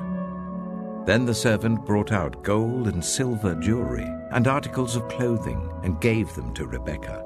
He also gave costly gifts to her brother and to her mother. Then he and the men who were with him ate and drank and spent the night there. When they got up the next morning, he said, "Send me on my way to my master." But her brother and her mother replied, "Let the young woman remain with us 10 days or so, then you may go." But he said to them, "Do not detain me, now that the Lord has granted success to my journey. Send me on my way so I may go to my master." Then they said, "Let's call the young woman and ask her about it." So they called Rebekah and asked her, "Will you go with this man?" "I will go," she said. So they sent their sister Rebekah on her way, along with her nurse and Abraham's servant and his men. And they blessed Rebekah and said to her, "Our sister, may you increase to thousands upon thousands. May your offspring possess the cities of their enemies." Then Rebekah and her attendants got ready and mounted the camels and went back with the man. So the servant took Rebekah and left. Now Isaac had come from Beer Lahai-roi, for he was living in the Negev. He went out to the field one evening to meditate. And as he looked up, he saw camels approaching. Rebekah also looked up and saw Isaac. She got down from her camel and asked the servant, "Who is that man in the field coming to meet us?" "He is my master," the servant answered. So she took her veil and covered herself. Then the servant told Isaac all he had done. Isaac brought her into the tent of his mother Sarah, and he married Rebekah. So she became his wife, and he loved her. And Isaac was comforted after his mother's death.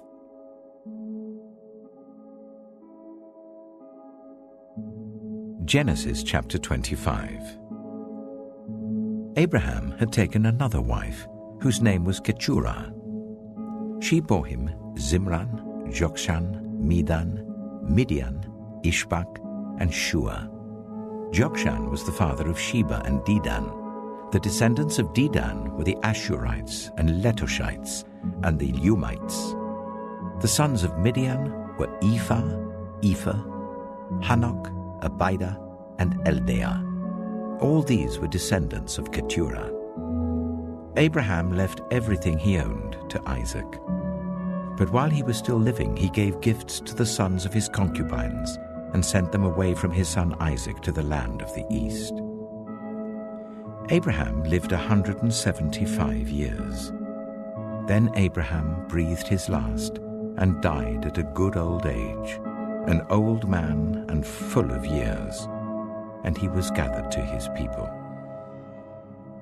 His sons Isaac and Ishmael buried him in the cave of Machpelah, near Mamre, in the field of Ephron, son of Zohar the Hittite, the field Abraham had bought from the Hittites.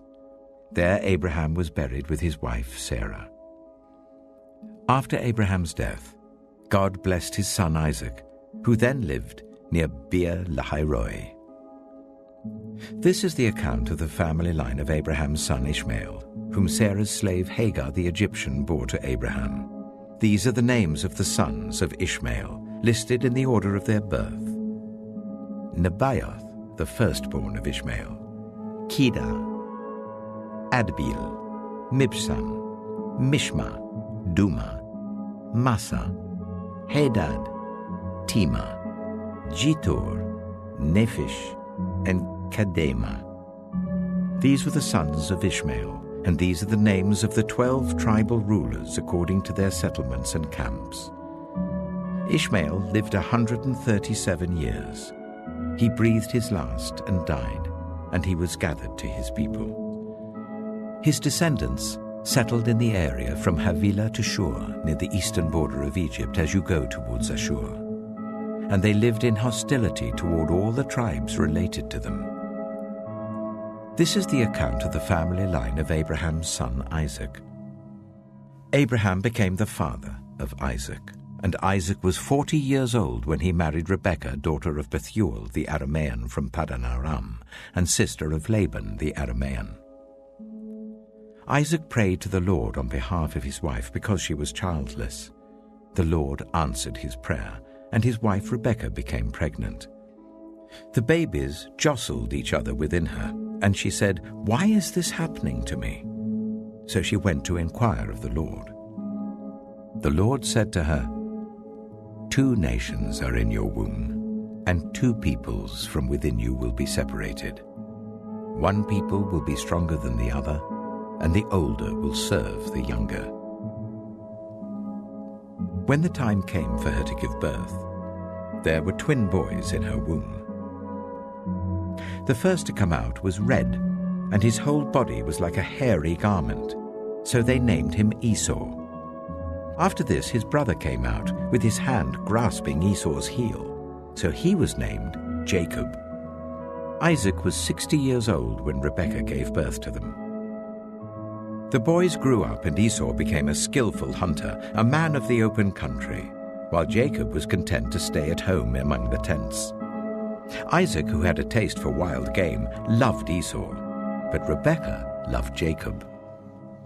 Once, when Jacob was cooking some stew, Esau came in from the open country, famished. He said to Jacob, "Quick, let me have some of that red stew. I'm famished."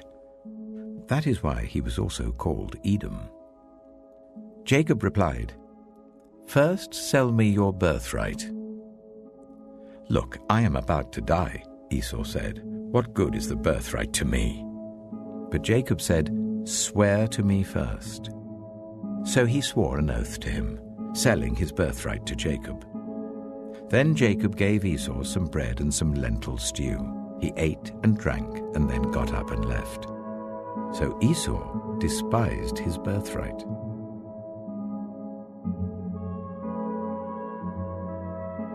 Genesis chapter 26.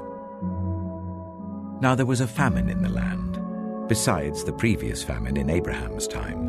And Isaac went to Abimelech, king of the Philistines, in Gerar. The Lord appeared to Isaac and said, "Do not go down to Egypt. Live in the land where I tell you to live. Stay in this land for a while, and I will be with you and will bless you. For to you and your descendants I will give all these lands and will confirm the oath I swore to your father Abraham. I will make your descendants as numerous as the stars in the sky, and will give them all these lands.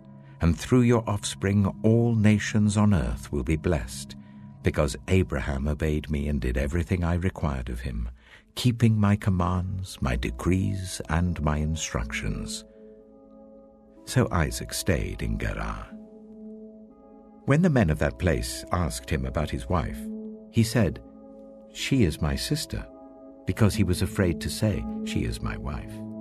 He thought, "The men of this place might kill me on account of Rebekah, because she is beautiful."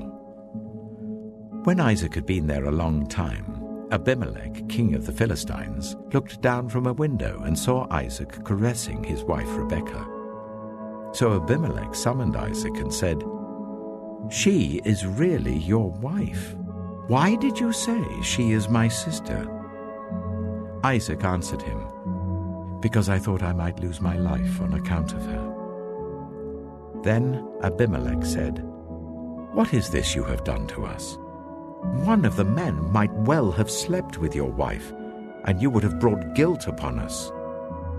So Abimelech gave orders to all the people, "Anyone who harms this man or his wife shall surely be put to death." Isaac planted crops in that land, and the same year reaped 100-fold, because the Lord blessed him.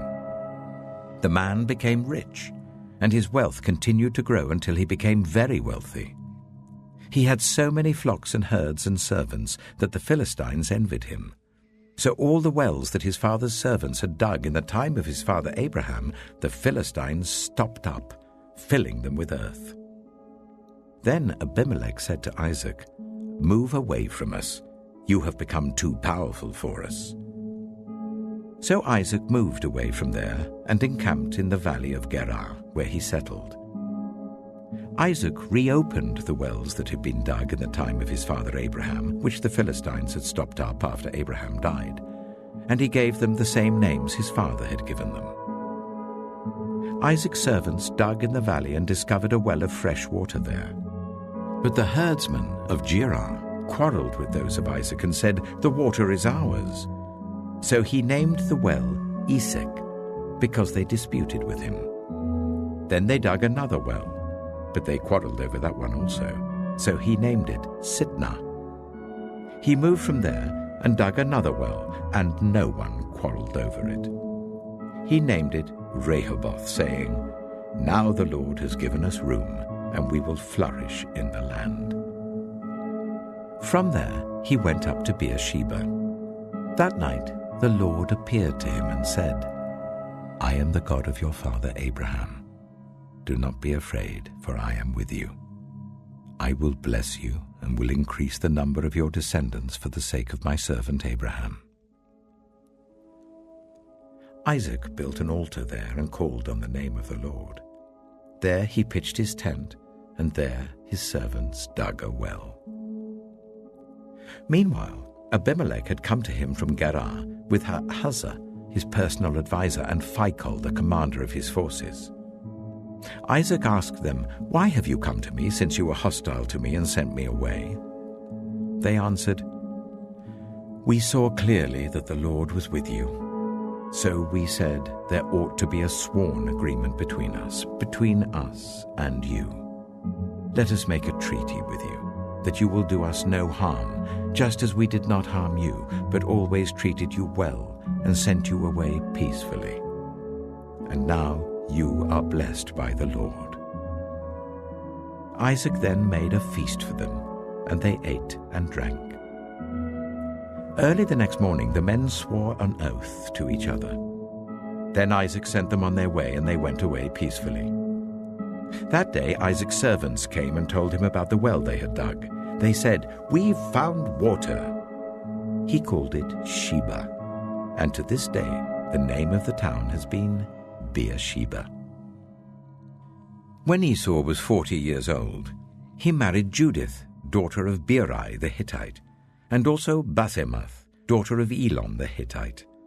They were a source of grief to Isaac and Rebekah.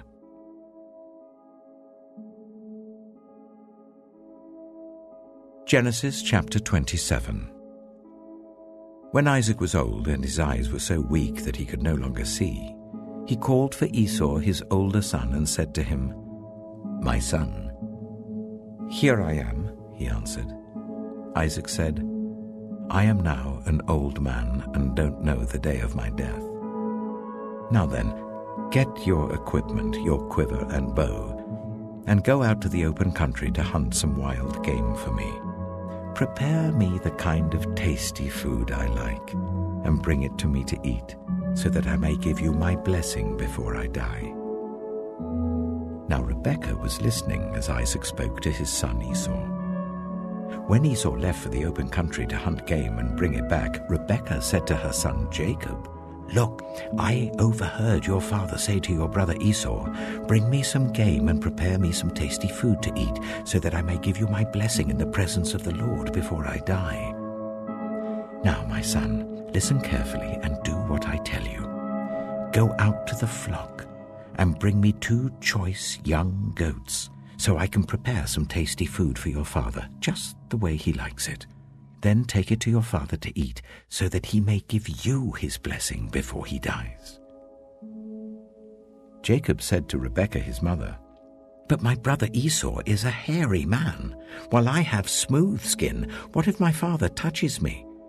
I would appear to be tricking him, and would bring down a curse on myself rather than a blessing." His mother said to him, "My son, let the curse fall on me.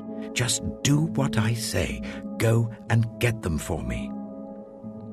So he went and got them and brought them to his mother, and she prepared some tasty food just the way his father liked it. Then Rebekah took the best clothes of Esau, her older son, which she had in the house, and put them on her younger son Jacob. She also covered his hands and the smooth part of his neck with the goat skins. Then she handed to her son Jacob the tasty food and the bread she had made. He went to his father and said, "My father?" "Yes, my son," he answered. "Who is it?" Jacob said to his father, "I am Esau, your firstborn. I have done as you told me. Please sit up and eat some of my game, so that you may give me your blessing." Isaac asked his son, "How did you find it so quickly, my son?" "The Lord your God gave me success," he replied. Then Isaac said to Jacob, "Come near so I can touch you, my son, to know whether you really are my son Esau or not."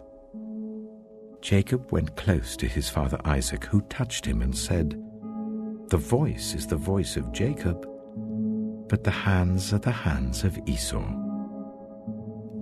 He did not recognize him, for his hands were hairy like those of his brother Esau, so he proceeded to bless him. "Are you really my son Esau?" he asked. "I am," he replied. Then he said, "My son, bring me some of your game to eat, so that I may give you my blessing." Jacob brought it to him, and he ate, and he brought some wine, and he drank. Then his father Isaac said to him, "Come here, my son, and kiss me." So he went to him and kissed him. When Isaac caught the smell of his clothes, he blessed him and said, "Ah, The smell of my son is like the smell of a field that the Lord has blessed. May God give you heaven's dew and earth's richness, an abundance of grain and new wine. May nations serve you and peoples bow down to you. Be Lord over your brothers, and may the sons of your mother bow down to you. May those who curse you be cursed, and those who bless you be blessed. After Isaac finished blessing him, and Jacob had scarcely left his father's presence, his brother Esau came in from hunting. He too prepared some tasty food and brought it to his father. Then he said to him, "My father, please sit up and eat some of my game, so that you may give me your blessing." His father Isaac asked him, "Who are you?" "I am your son," he answered, "your firstborn, Esau."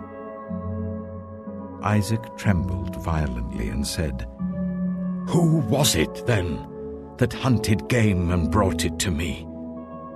I ate it just before you came, and I blessed him, and indeed he will be blessed." When Esau heard his father's words, he burst out with a loud and bitter cry and said to his father, "Bless me, me too, my father." But he said, "Your brother came deceitfully and took your blessing." Esau said, "Isn't he rightly named Jacob? This is the second time he has taken advantage of me. He took my birthright, and now he's taken my blessing." Then he asked, "Haven't you reserved any blessing for me?" Isaac answered Esau, "I have made him lord over you, and have made all his relatives his servants, and I have sustained him with grain and new wine. So what can I possibly do for you, my son?" Esau said to his father, "Do you only have one blessing, my father? Bless me too, my father." Then Esau wept aloud. His father Isaac answered him, "Your dwelling will be away from the earth's richness, away from the dew of heaven above. You will live by the sword, and you will serve your brother. But when you grow restless, you will throw his yoke from off your neck." Esau held a grudge against Jacob because of the blessing his father had given him. He said to himself, "The days of mourning for my father are near. Then I will kill my brother Jacob." When Rebekah was told what her older son Esau had said, she sent for her younger son Jacob and said to him, "Your brother Esau is planning to avenge himself by killing you. Now then, my son, do what I say. Flee at once to my brother Laban in Haran. Stay with him for a while until your brother's fury subsides. When your brother is no longer angry with you and forgets what you did to him, I'll send word for you to come back from there. Why should I lose both of you in one day?" Then Rebekah said to Isaac, "I'm disgusted with living because of these Hittite women. If Jacob takes a wife from among the women of this land, from Hittite women like these, my life will not be worth living."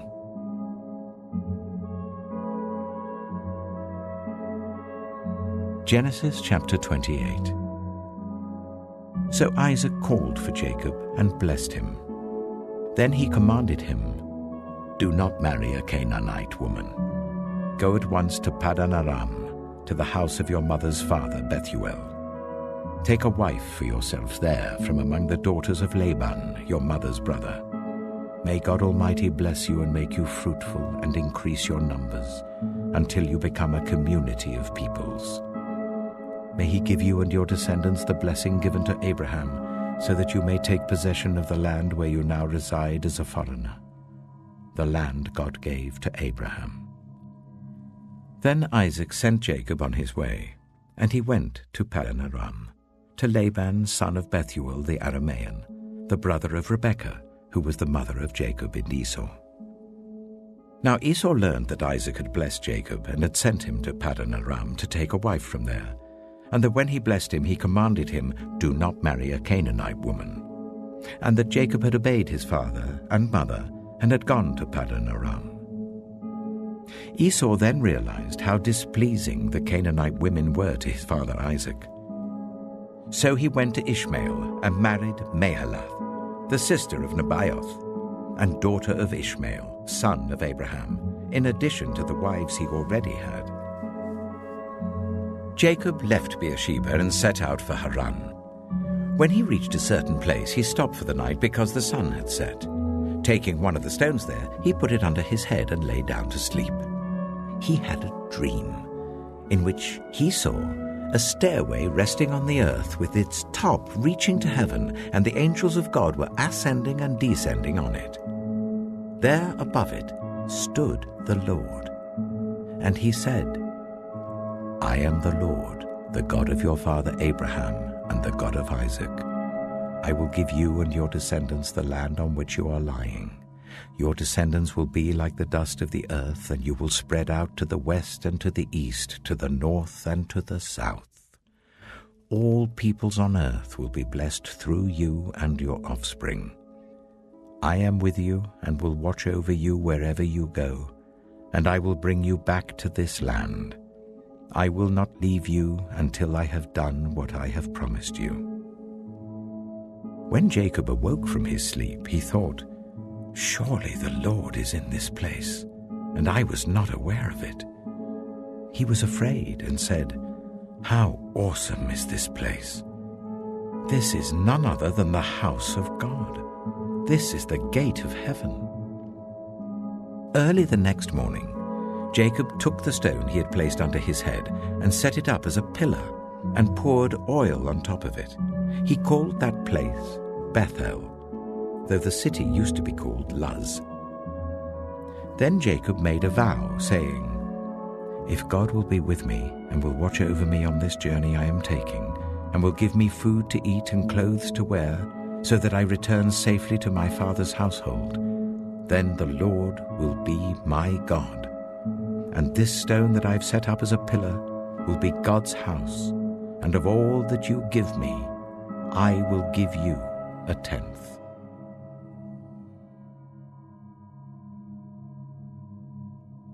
Genesis chapter 29. Then Jacob continued on his journey and came to the land of the eastern peoples. There he saw a well in the open country with 3 flocks of sheep lying near it, because the flocks were watered from that well. The stone over the mouth of the well was large. When all the flocks were gathered there, the shepherds would roll the stone away from the well's mouth and water the sheep. Then they would return the stone to its place over the mouth of the well. Jacob asked the shepherds, "My brothers, where are you from?" "We're from Haran," they replied. He said to them, "Do you know Laban, Nahor's grandson?" "Yes, we know him," they answered. Then Jacob asked them, "Is he well?" "Yes, he is," they said. "And here comes his daughter Rachel with the sheep." "Look," he said, "the sun is still high. It is not time for the flocks to be gathered. Water the sheep and take them back to pasture." "We can't," they replied, "until all the flocks are gathered and the stone has been rolled away from the mouth of the well. Then we will water the sheep." While he was still talking with them, Rachel came with her father's sheep, for she was a shepherd. When Jacob saw Rachel, daughter of his uncle Laban, and Laban's sheep, he went over and rolled the stone away from the mouth of the well and watered his uncle's sheep. Then Jacob kissed Rachel and began to weep aloud. He had told Rachel that he was a relative of her father and a son of Rebekah. So she ran and told her father. As soon as Laban heard the news about Jacob, his sister's son, he hurried to meet him. He embraced him and kissed him and brought him to his home. And there Jacob told him all these things. Then Laban said to him, "You are my own flesh and blood." After Jacob had stayed with him for a whole month, Laban said to him, "Just because you are a relative of mine, should you work for me for nothing? Tell me what your wages should be." Now Laban had 2 daughters. The name of the older was Leah, and the name of the younger was Rachel. Leah had weak eyes, but Rachel had a lovely figure and was beautiful. Jacob was in love with Rachel and said, "I'll work for you 7 years in return for your younger daughter Rachel." Laban said, "It's better that I give her to you than to some other man. Stay here with me." So Jacob served 7 years to get Rachel, but they seemed like only a few days to him because of his love for her. Then Jacob said to Laban, "Give me my wife. My time is completed, and I want to make love to her." So Laban brought together all the people of the place and gave a feast. But when the evening came, he took his daughter Leah and brought her to Jacob, and Jacob made love to her. And Laban gave his servant Zilpah to his daughter as her attendant. When morning came, there was Leah. So Jacob said to Laban, "What is this you have done to me? I served you for Rachel, didn't I? Why have you deceived me?" Laban replied, "It is not our custom here to give the younger daughter in marriage before the older one. Finish this daughter's bridal week. Then we will give you the younger one also in return for another 7 years of work." And Jacob did so. He finished the week with Leah, and then Laban gave him his daughter Rachel to be his wife. Laban gave his servant Bilhah to his daughter Rachel as her attendant. Jacob made love to Rachel also, and his love for Rachel was greater than his love for Leah, and he worked for Laban another 7 years. When the Lord saw that Leah was not loved, he enabled her to conceive, but Rachel remained childless. Leah became pregnant and gave birth to a son. She named him Reuben, for she said, "It is because the Lord has seen my misery. Surely my husband will love me now." She conceived again, and when she gave birth to a son, she said, "Because the Lord heard that I am not loved, he gave me this one too." So she named him Simeon.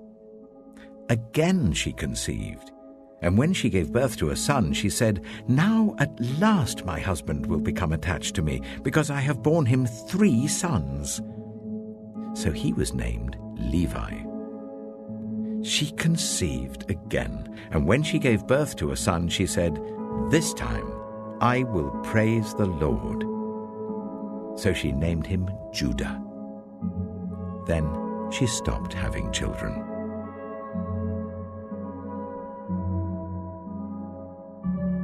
Genesis chapter 30. When Rachel saw that she was not bearing Jacob any children, she became jealous of her sister. So she said to Jacob, "Give me children or I'll die." Jacob became angry with her and said, "Am I in the place of God, who has kept you from having children?"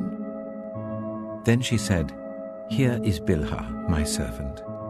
Sleep with her, so that she can bear children for me, and I too can build a family through her." So she gave him her servant Bilhah as a wife. Jacob slept with her, and she became pregnant and bore him a son. Then Rachel said, "God has vindicated me. He has listened to my plea and given me a son." Because of this, she named him Dan. Rachel's servant Bilhah conceived again and bore Jacob a second son. Then Rachel said, "I have had a great struggle with my sister, and I have won." So she named him Naphtali. When Leah saw that she had stopped having children, she took her servant Zilpah and gave her to Jacob as a wife. Leah's servant Zilpah bore Jacob a son. Then Leah said, "What good fortune!" So she named him Gad. Leah's servant Zilpah bore Jacob a second son. Then Leah said, "How happy I am! The women will call me happy." So she named him Asher. During wheat harvest, Reuben went out into the fields and found some mandrake plants, which he brought to his mother Leah. Rachel said to Leah, "Please give me some of your son's mandrakes." But she said to her, "Wasn't it enough that you took away my husband? Will you take my son's mandrakes too?" "Very well," Rachel said. "He can sleep with you tonight in return for your son's mandrakes." So when Jacob came in from the fields that evening, Leah went out to meet him. "You must sleep with me," she said. "I have hired you with my son's mandrakes." So he slept with her that night. God listened to Leah, and she became pregnant and bore Jacob a 5th son. Then Leah said, "God has rewarded me for giving my servant to my husband." So she named him Issachar. Leah conceived again and bore Jacob a 6th son. Then Leah said, "God has presented me with a precious gift. This time my husband will treat me with honor because I have borne him 6 sons." So she named him Zebulun. Sometime later she gave birth to a daughter and named her Dinah. Then God remembered Rachel. He listened to her and enabled her to conceive. She became pregnant and gave birth to a son, and said, "God has taken away my disgrace."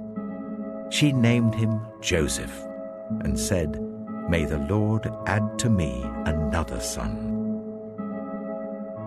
After Rachel gave birth to Joseph, Jacob said to Laban, "Send me on my way so I can go back to my own homeland.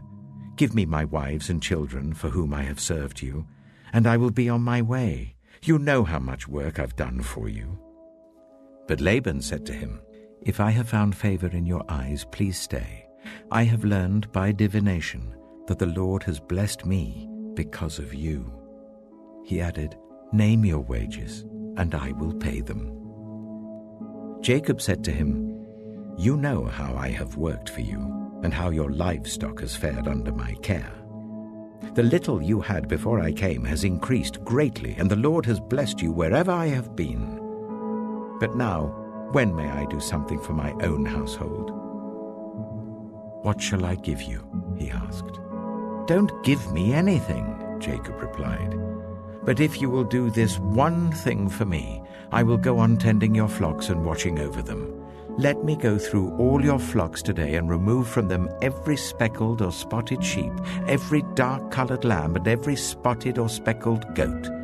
They will be my wages, and my honesty will testify for me in the future. Whenever you check on the wages you have paid me, any goat in my possession that is not speckled or spotted, or any lamb that is not dark-colored, will be considered stolen." "Agreed," said Laban. "Let it be as you have said."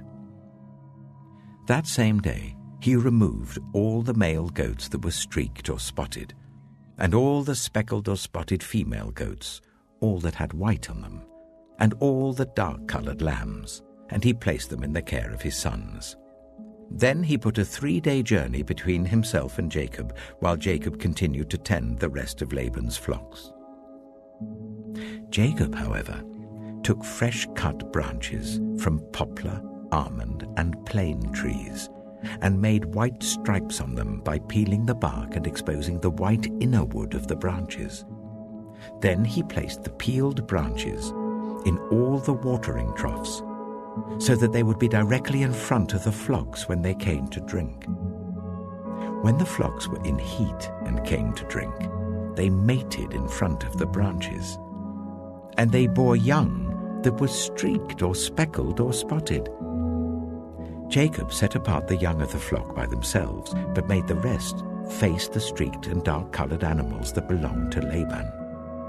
Thus he made separate flocks for himself, and did not put them with Laban's animals.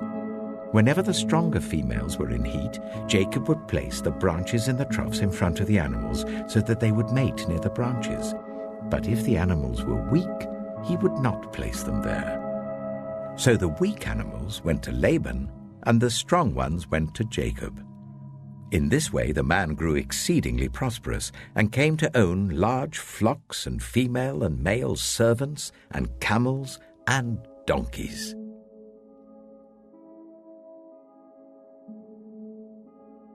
Genesis chapter 31. Jacob heard that Laban's sons were saying, "Jacob has taken everything our father owned and has gained all this wealth from what belonged to our father." And Jacob noticed that Laban's attitude toward him was not what it had been. Then the Lord said to Jacob, "Go back to the land of your fathers and to your relatives, and I will be with you." So Jacob sent word to Rachel and Leah to come out to the fields where his flocks were. He said to them, "I see that your father's attitude towards me is not what it was before, but the God of my father has been with me. You know that I've worked for your father with all my strength, yet your father has cheated me by changing my wages 10 times. However, God has not allowed him to harm me.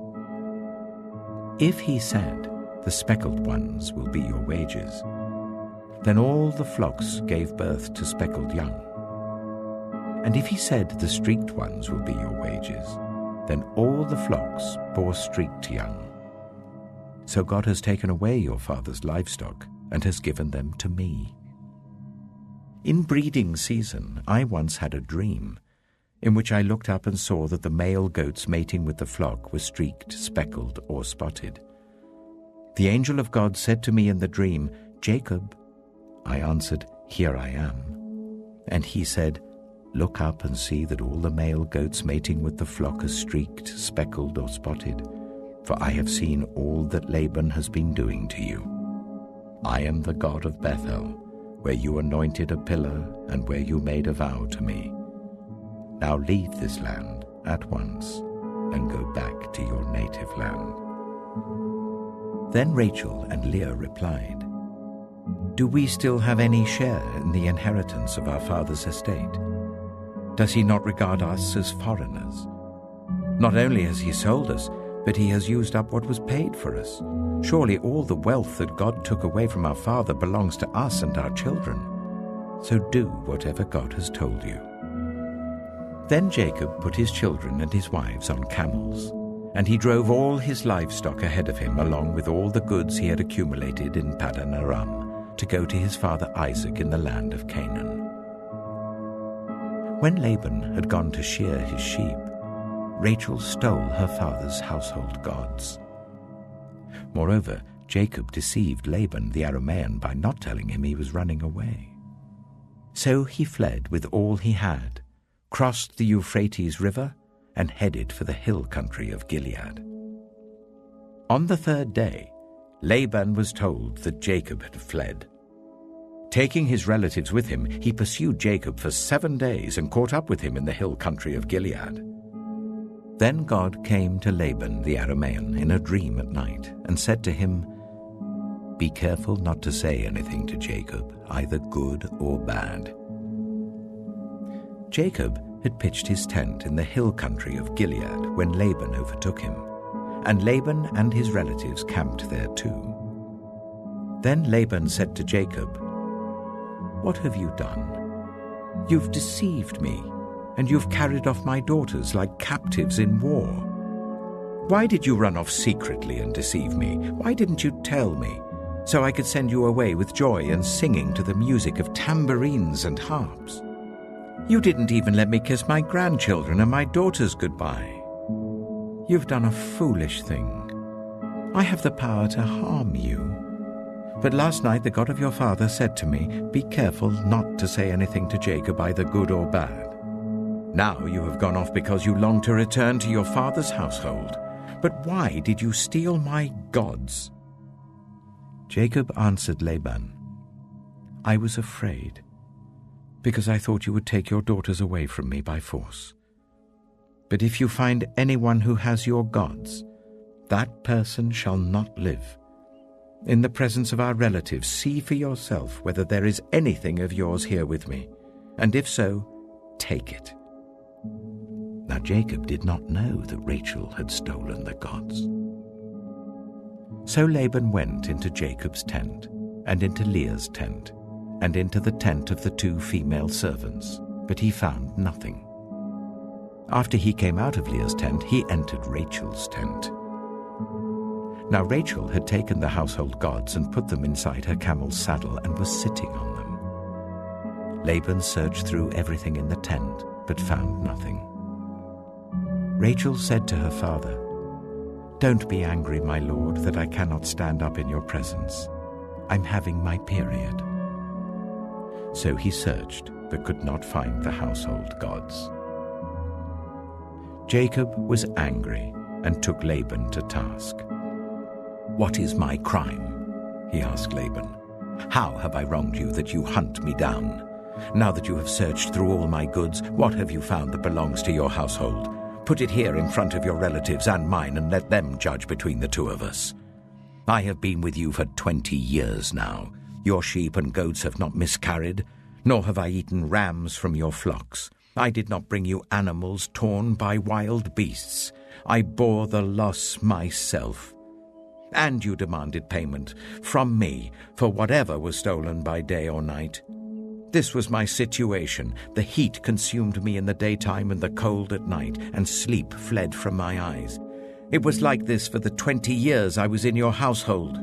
I worked for you 14 years for your 2 daughters and 6 years for your flocks, and you changed my wages 10 times. If the God of my father, the God of Abraham, and the fear of Isaac had not been with me, you would surely have sent me away empty-handed. But God has seen my hardship and the toil of my hands, and last night he rebuked you." Laban answered Jacob, "The women are my daughters, the children are my children, and the flocks are my flocks. All you see is mine. Yet what can I do today about these daughters of mine, or about the children they have borne? Come now, let's make a covenant, you and I, and let it serve as a witness between us." So Jacob took a stone and set it up as a pillar. He said to his relatives, "Gather some stones." So they took stones and piled them in a heap, and they ate there by the heap. Laban called it Jegar-sahadutha, and Jacob called it Gilead. Laban said, "This heap is a witness between you and me today." That is why it was called Gilead.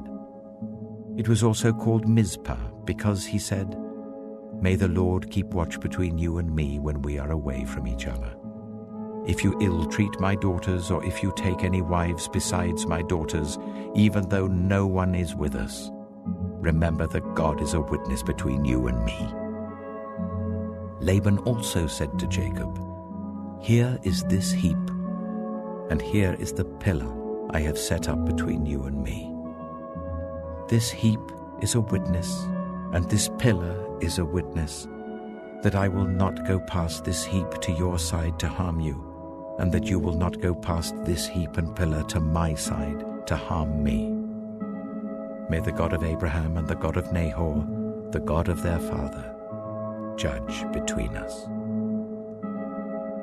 So Jacob took an oath in the name of the fear of his father Isaac. He offered a sacrifice there in the hill country and invited his relatives to a meal.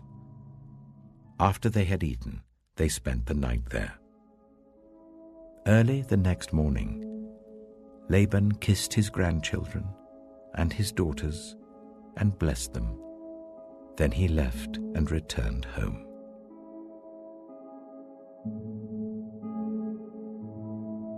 Genesis chapter 32. Jacob also went on his way, and the angels of God met him. When Jacob saw them, he said, "This is the camp of God." So he named that place Mahanaim. Jacob sent messengers ahead of him to his brother Esau in the land of Seir, the country of Edom. He instructed them, "This is what you are to say to my lord Esau. Your servant Jacob says, I have been staying with Laban and have remained there till now. I have cattle and donkeys, sheep and goats, male and female servants. Now I am sending this message to my lord, that I may find favor in your eyes." When the messengers returned to Jacob, they said, "We went to your brother Esau. and now he is coming to meet you, and 400 men are with him. In great fear and distress, Jacob divided the people who were with him into 2 groups, and the flocks and herds and camels as well. He thought, if Esau comes and attacks one group, the group that is left may escape. Then Jacob prayed, O God of my father Abraham, God of my father Isaac, Lord, you who said to me, go back to your country and your relatives, and I will make you prosper. I am unworthy of all the kindness and faithfulness you have shown your servant. I had only my staff when I crossed this Jordan, but now I have become 2 camps. Save me, I pray, from the hand of my brother Esau, for I am afraid he will come and attack me, and also the mothers with their children. But you have said, I will surely make you prosper, and will make your descendants like the sand of the sea, which cannot be counted.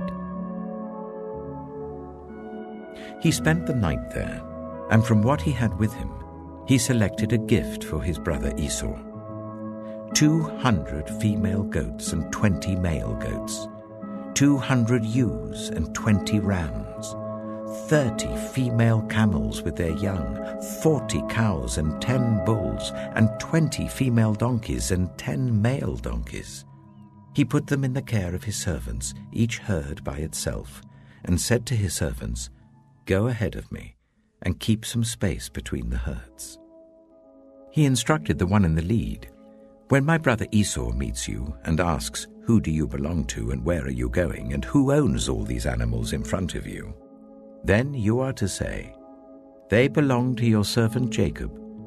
They are a gift sent to my lord Esau, and he is coming behind us. He also instructed the second, the third, and all the others who followed the herds, You are to say the same thing to Esau when you meet him, and be sure to say, Your servant Jacob is coming behind us. For he thought, I will pacify him with these gifts I'm sending on ahead. Later, when I see him, perhaps he will receive me. So Jacob's gifts went on ahead of him, but he himself spent the night in the camp. That night Jacob got up and took his 2 wives, his 2 female servants, and his 11 sons, and crossed the ford of the Jabbok. After he had sent them across the stream, he sent over all his possessions. So Jacob was left alone, and a man wrestled with him till daybreak.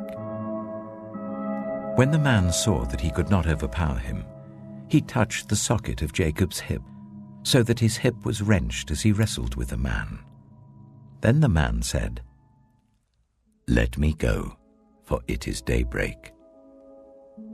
But Jacob replied, I will not let you go, unless you bless me. The man asked him, What is your name? Jacob, he answered. Then the man said, Your name will no longer be Jacob, but Israel, because you have struggled with God and with humans and have overcome. Jacob said, Please tell me your name. But he replied, Why do you ask my name? Then he blessed him there. So Jacob called the place Peniel, saying, It is because I saw God face to face, and yet my life was spared. The sun rose above him as he passed Peniel, and he was limping because of his hip. Therefore to this day the Israelites do not eat the tendon attached to the socket of the hip, because the socket of Jacob's hip was touched near the tendon.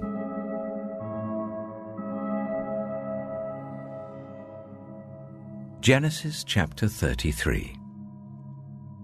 Jacob looked up, and there was Esau, coming with his 400 men. So he divided the children among Leah, Rachel, and the 2 female servants. He put the female servants and their children in front, Leah and her children next, and Rachel and Joseph in the rear. He himself went on ahead and bowed down to the ground 7 times as he approached his brother. But Esau ran to meet Jacob and embraced him. He threw his arms around his neck and kissed him, and they wept. Then Esau looked up and saw the women and children. "Who are these with you?" he asked. Jacob answered, "They are the children God has graciously given your servant."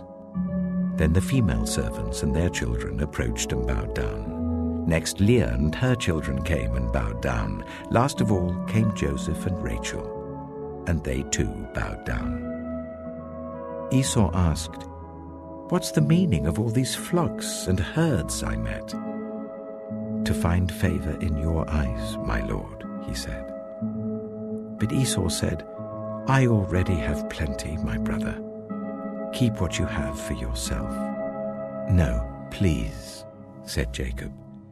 "If I have found favor in your eyes, accept this gift from me.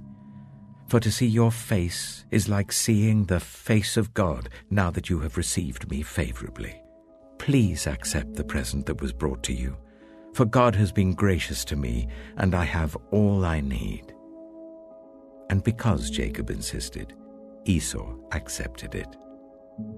Then Esau said, "Let us be on our way. I'll accompany you." But Jacob said to him, "My Lord knows that the children are tender, and that I must care for the ewes and cows that are nursing their young. If they are driven hard just one day, all the animals will die. So let my Lord go on ahead of his servant while I move along slowly at the pace of the flocks and herds before me, and the pace of the children, until I come to my Lord in Seir." Esau said, "Then let me leave some of my men with you." "But why do that?" Jacob asked. "Just let me find favor in the eyes of my Lord." So that day Esau started on his way back to Seir. Jacob, however, went to Succoth, where he built a place for himself and made shelters for his livestock. That is why the place is called Succoth. After Jacob came from Paddan Aram, he arrived safely at the city of Shechem in Canaan and camped within sight of the city. For 100 pieces of silver he bought from the sons of Hamor, the father of Shechem, the plot of ground where he pitched his tent.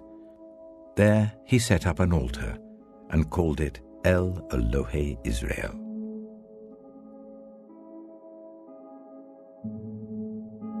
Genesis chapter 34.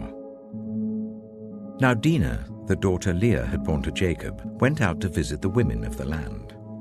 When Shechem, son of Hamor the Hivite, the ruler of that area, saw her, he took her and raped her. His heart was drawn to Dinah, daughter of Jacob. He loved the young woman and spoke tenderly to her. And Shechem said to his father Hamor, "Get me this girl as my wife." When Jacob heard that his daughter Dinah had been defiled, his sons were in the fields with his livestock, so he did nothing about it until they came home. Then Shechem's father Hamor went out to talk with Jacob. Meanwhile, Jacob's sons had come in from the fields as soon as they heard what had happened. They were shocked and furious because Shechem had done an outrageous thing in Israel by sleeping with Jacob's daughter, a thing that should not be done. But Hamor said to them, "My son Shechem has his heart set on your daughter. Please give her to him as his wife. Intermarry with us. Give us your daughters and take our daughters for yourselves. You can settle among us. The land is open to you. Live in it, trade in it, and acquire property in it." Then Shechem said to Dinah's father and brothers, "Let me find favor in your eyes, and I will give you whatever you ask. Make the price for the bride and the gift I am to bring as great as you like, and I'll pay whatever you ask me. Only give me the young woman as my wife." Because their sister Dinah had been defiled, Jacob's sons replied deceitfully as they spoke to Shechem and his father Hamor. They said to them, "We can't do such a thing. We can't give our sister to a man who is not circumcised. That would be a disgrace to us. We will enter into an agreement with you on one condition only, that you become like us by circumcising all your males. Then we will give you our daughters and take your daughters for ourselves. We'll settle among you and become one people with you. But if you will not agree to be circumcised, we'll take our sister and go." Their proposal seemed good to Hamor and his son Shechem. The young man, who was the most honored of all his father's family, lost no time in doing what they said, because he was delighted with Jacob's daughter. So Hamor and his son Shechem went to the gate of their city to speak to the men of their city. "These men are friendly towards us," they said. "Let them live in our land and trade in it.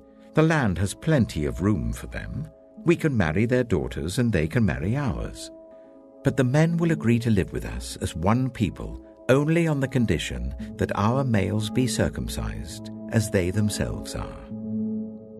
Won't their livestock, their property, and all their other animals become ours? So let us agree to their terms, and they will settle among us." All the men who went out of the city gate agreed with Hamor and his son Shechem, and every male in the city was circumcised. 3 days later, while all of them were still in pain, 2 of Jacob's sons, Simeon and Levi, Dinah's brothers, took their swords and attacked the unsuspecting city, killing every male. They put Hamor and his son Shechem to the sword and took Dinah from Shechem's house and left. The sons of Jacob came upon the dead bodies and looted the city where their sister had been defiled. They seized their flocks and herds and donkeys and everything else of theirs in the city and out in the fields. They carried off all their wealth and all their women and children, taking as plunder everything in the houses. Then Jacob said to Simeon and Levi, "You have brought trouble on me by making me obnoxious to the Canaanites and the Perizzites, the people living in this land. We are few in number, and if they join forces against me and attack me, I and my household will be destroyed." But they replied, "Should he have treated our sister like a prostitute?"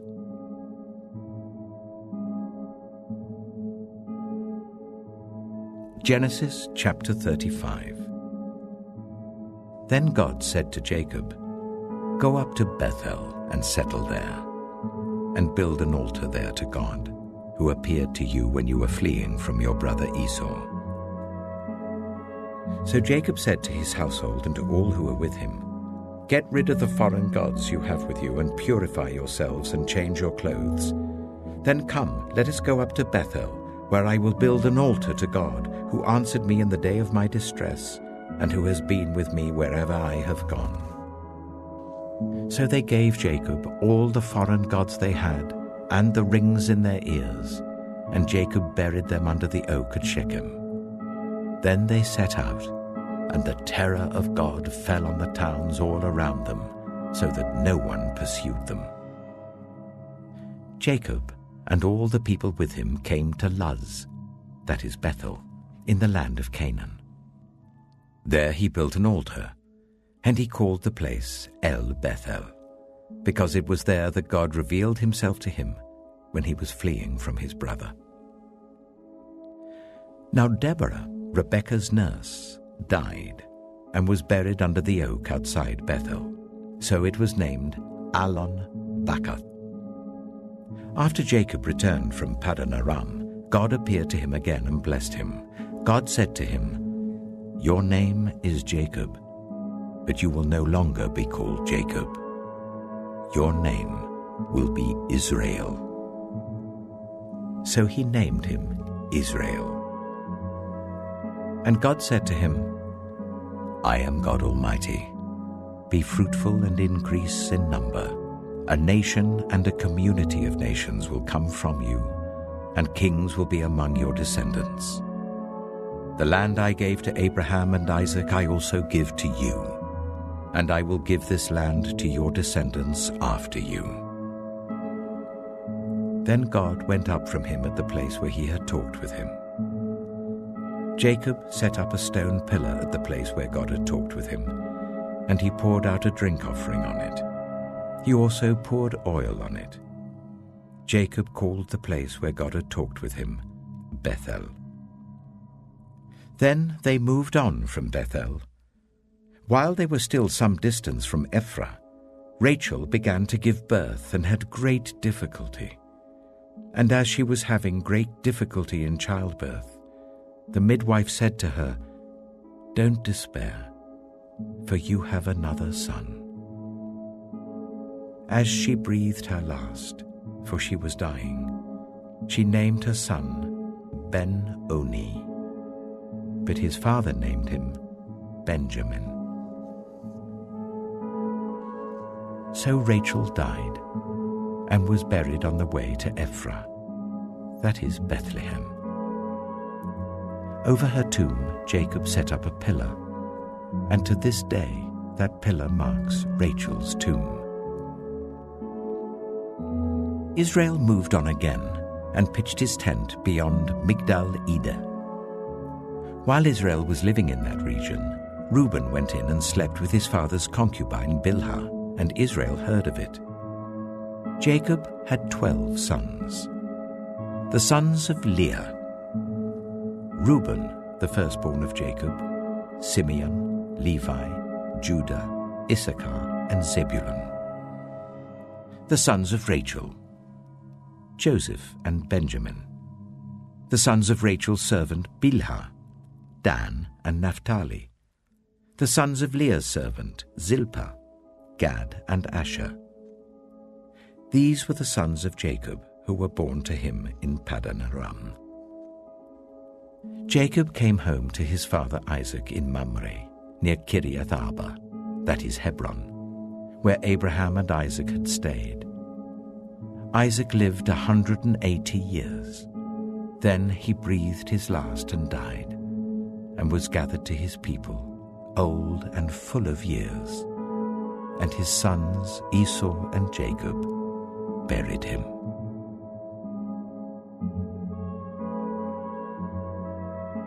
Genesis chapter 36. This is the account of the family line of Esau, that is, Edom. Esau took his wives from the women of Canaan: Adah, daughter of Elon the Hittite, and Aholibamah, daughter of Anah and granddaughter of Zibeon the Hivite, and Basemath, daughter of Ishmael and sister of Nebaioth. Adah bore Eliphaz to Esau, Basemath bore Ruel, and Aholibamah bore Jeush, Jalam, and Korah. These were the sons of Esau who were born to him in Canaan. Esau took his wives and sons and daughters and all the members of his household, as well as his livestock and all his other animals and all the goods he had acquired in Canaan, and moved to a land some distance from his brother Jacob. Their possessions were too great for them to remain together. The land where they were staying could not support them both because of their livestock. So Esau, that is Edom, settled in the hill country of Seir. This is the account of the family line of Esau, the father of the Edomites, in the hill country of Seir. These are the names of Esau's sons: Eliphaz, the son of Esau's wife Adah, and Ruel, the son of Esau's wife Basemath. The sons of Eliphaz: Teman, Omar, Zepho, Getim, and Kenaz. Esau's son Eliphaz also had a concubine named Timnah, who bore him Amalek. These were grandsons of Esau's wife Adah. The sons of Ruel: Nahath, Zerah, Shammah, and Mitzah. These were grandsons of Esau's wife Basemath. The sons of Esau's wife Aholibamah, daughter of Anah and granddaughter of Zibeon, whom she bore to Esau: Jeush, Jalam, and Korah. These were the chiefs among Esau's descendants.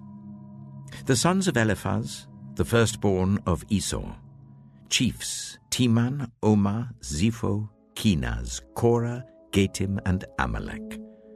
These were the chiefs descended from Eliphaz in Edom. They were grandsons of Adah. The sons of Esau's son Reuel, chiefs Nahath, Zerah, Shammah, and Mitzah. These were the chiefs descended from Reuel in Edom. They were grandsons of Esau's wife, Basemath. The sons of Esau's wife, Oholibamah, chiefs Jeush, Jalam, and Korah. These were the chiefs descended from Esau's wife, Oholibamah, daughter of Anah. These were the sons of Esau, that is Edom, and these were their chiefs. These were the sons of Seir the Horite, who were living in the region: Lotan, Shobal, Zibeon, Anah, Dishon, Ezer, and Dishan. These sons of Seir in Edom were Horite chiefs. The sons of Lotan: Horai and Homam. Timnah was Lotan's sister. The sons of Shobal: Alvan, Manahath, Ebal, Shapho, and Onam. The sons of Zibeon: Aya and Anah. This is the Anah who discovered the hot springs in the desert while he was grazing the donkeys of his father Zibeon. The children of Anah: Dishon and Oholibamah, daughter of Anah. The sons of Dishon: Hemdan, Eshban, Ithran, and Kiran. The sons of Ezer: Bilhan, Zevan, and Achan. The sons of Dishan: Az and Aran. These were the Horite chiefs: Lotan, Shobal, Zibeon, Anah, Dishon, Ezer, and Dishan. These were the Horite chiefs according to their divisions in the land of Seir. These were the kings who reigned in Edom before any Israelite king reigned. Bela, son of Beor, became king of Edom. His city was named Dinhabah. When Bela died, Jobab, son of Zerah from Bozrah, succeeded him as king. When Jobab died, Husham from the land of the Temanites succeeded him as king. When Husham died, Hadad, son of Bedad, who defeated Midian in the country of Moab, succeeded him as king. His city was named Avith. When Hadad died, Samlah from Masrekah succeeded him as king. When Samlah died, Shaul from Rehoboth on the river succeeded him as king. When Shaul died, Baal-Hanan, son of Akbor, succeeded him as king. When Baal-Hanan, son of Akbor, died, Hadad succeeded him as king. His city was named Peiu, and his wife's name was Mehetabel, daughter of Matred, the daughter of Mezahab. These were the chiefs descended from Esau, by name according to their clans and regions: Timnah, Alivah, Jetheth, Oholibamah, Elah, Pinon, Kizah, Teman, Mibzah, Magdiel, and Iram. These were the chiefs of Edom according to their settlements in the land they occupied. This is the family line of Esau, the father of the Edomites.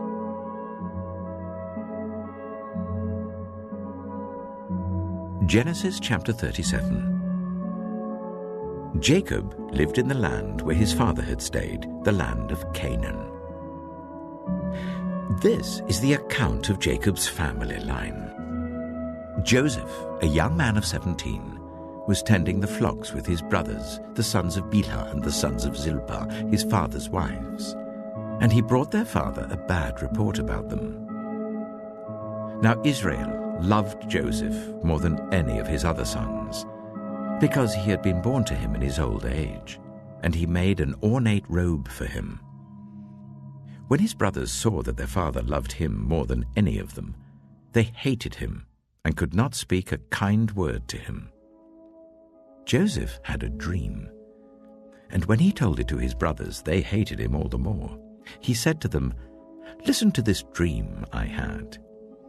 We were binding sheaves of corn out in the field when suddenly my sheaf rose and stood upright, while your sheaves gathered round mine and bowed down to it." His brothers said to him, "Do you intend to reign over us? Will you actually rule us?" And they hated him all the more because of his dream and what he had said. Then he had another dream, and he told it to his brothers. "Listen," he said, "I had another dream, and this time the sun and moon and 11 stars were bowing down to me." When he told his father as well as his brothers, his father rebuked him and said, "What is this dream you had? Will your mother and I and your brothers actually come and bow down to the ground before you?" His brothers were jealous of him, but his father kept the matter in mind.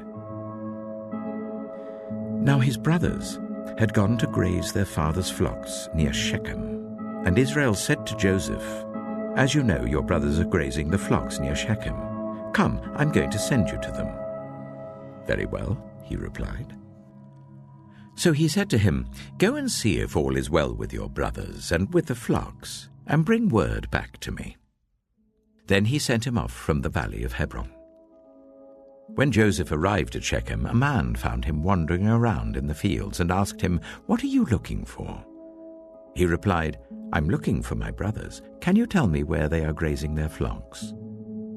"They've moved on from here," the man answered. "I heard them say, 'Let's go to Dothan.'" So Joseph went after his brothers and found them near Dothan.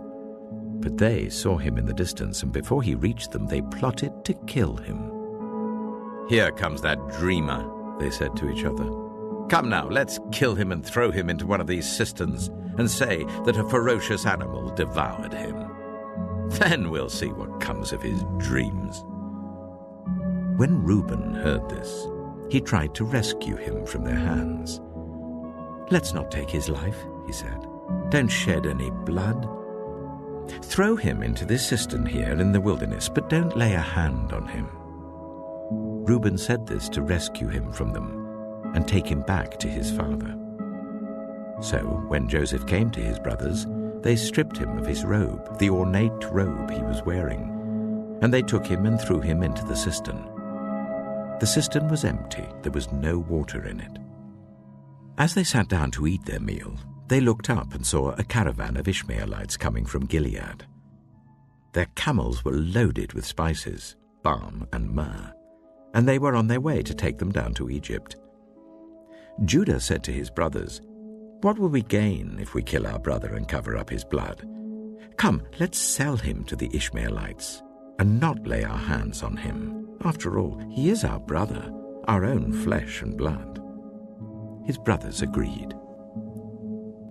So when the Midianite merchants came by, his brothers pulled Joseph up out of the cistern and sold him for 20 shekels of silver to the Ishmaelites, who took him to Egypt.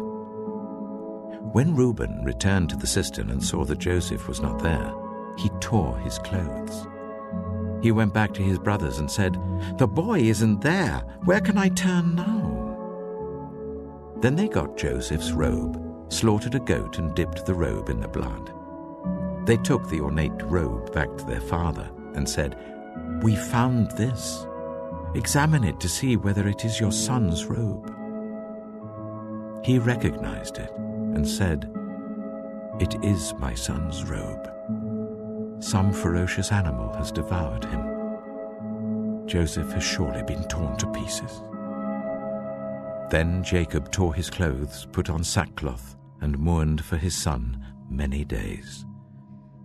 All his sons and daughters came to comfort him, but he refused to be comforted. "No," he said, "I will continue to mourn until I join my son in the grave." So his father wept for him. Meanwhile, the Midianites sold Joseph in Egypt to Potiphar, one of Pharaoh's officials, the captain of the guard. Genesis chapter 38. At that time, Judah left his brothers and went down to stay with a man of Adullam named Hira. There Judah met the daughter of a Canaanite man named Shua. He married her and made love to her. She became pregnant and gave birth to a son, who was named She conceived again and gave birth to a son and named him Onan. She gave birth to still another son and named him Shelah. It was at Kisib that she gave birth to him. Judah got a wife for his firstborn, and her name was Tamar. But Judah's firstborn, was wicked in the Lord's sight. So the Lord put him to death. Then Judah said to Onan, "Sleep with your brother's wife and fulfill your duty to her as a brother-in-law to raise up offspring for your brother." But Onan knew that the child would not be his. So whenever he slept with his brother's wife, he spilled his semen on the ground to avoid providing offspring for his brother. What he did was wicked in the Lord's sight, so the Lord put him to death also. Judah then said to his daughter-in-law Tamar, "Live as a widow in your father's household until my son Shelah grows up." For he thought, he may die too, just like his brothers. So Tamar went to live in her father's household. After a long time, Judah's wife, the daughter of Shua, died. When Judah had recovered from his grief, he went up to Timnah to the men who were shearing his sheep, and his friend Hira the Adullamite went with him. When Tamar was told, "Your father-in-law is on his way to Timnah to shear his sheep," she took off her widow's clothes, covered herself with a veil to disguise herself, and then sat down at the entrance to Enaim, which is on the road to Timnah, for she saw that though Shelah had now grown up, she had not been given to him as his wife. When Judah saw her, he thought she was a prostitute, for she had covered her face. Not realizing that she was his daughter-in-law, he went over to her by the roadside and said, "Come now, let me sleep with you." "And what will you give me to sleep with you?" she asked. "I'll send you a young goat from my flock," he said. "Will you give me something as a pledge until you send it?" she asked. He said, "What pledge should I give you?" "Your seal and its cord and the staff in your hand," she answered. So he gave them to her and slept with her, and she became pregnant by him. After she left, she took off her veil and put on her widow's clothes again. Meanwhile, Judah sent the young goat by his friend the Adullamite in order to get his pledge back from the woman, but he did not find her. He asked the men who lived there, "Where is the shrine prostitute who was beside the road at Enaim?" "There hasn't been any shrine prostitute here," they said. So he went back to Judah and said, "I didn't find her. Besides, the men who lived there said, 'There hasn't been any shrine prostitute here.'" Then Judah said, "Let her keep what she has, or we will become a laughingstock. After all, I did send her this young goat, but you didn't find her." About 3 months later, Judah was told, "Your daughter-in-law Tamar is guilty of prostitution, and as a result she is now pregnant." Judah said, "Bring her out and let her be burned to death." As she was being brought out, she sent a message to her father-in-law. "I am pregnant by the man who owns these," she said. And she added, "See if you recognize whose seal and cord and staff these are." Judah recognized them and said, "She is more righteous than I, since I wouldn't give her to my son Shelah." And he did not sleep with her again. When the time came for her to give birth, there were twin boys in her womb. As she was giving birth, one of them put out his hand. So the midwife took a scarlet thread and tied it on his wrist and said, "This one came out first." But when he drew back his hand, his brother came out, and she said, "So this is how you have broken out." And he was named Perez. Then his brother who had the scarlet thread on his wrist came out, and he was named Zerah.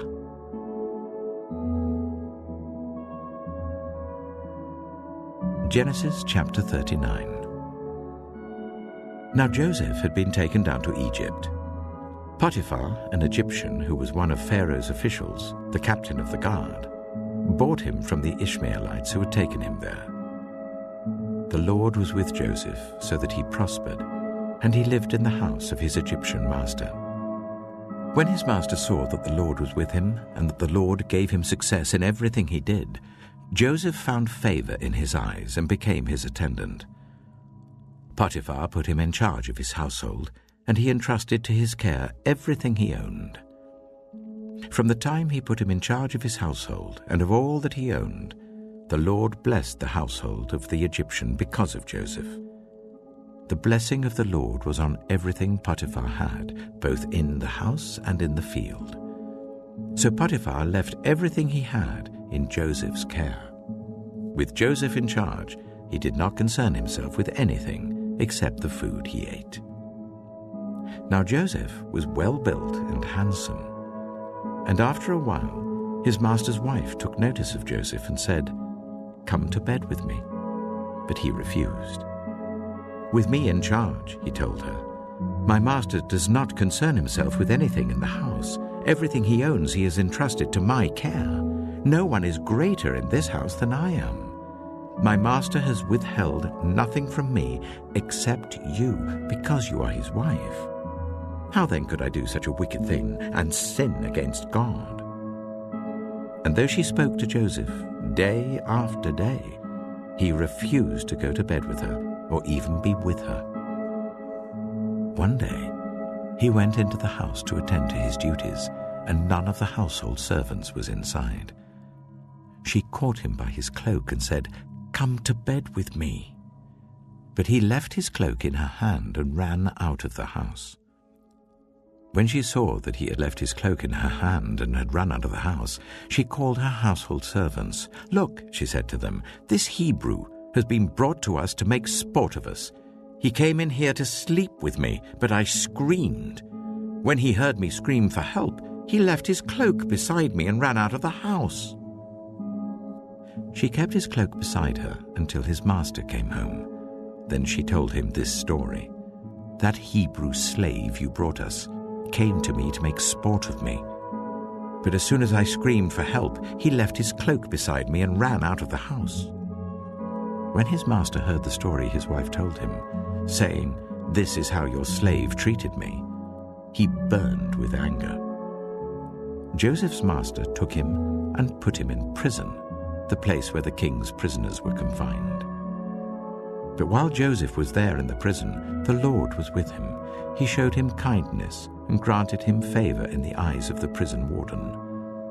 So the warden put Joseph in charge of all those held in the prison, and he was made responsible for all that was done there.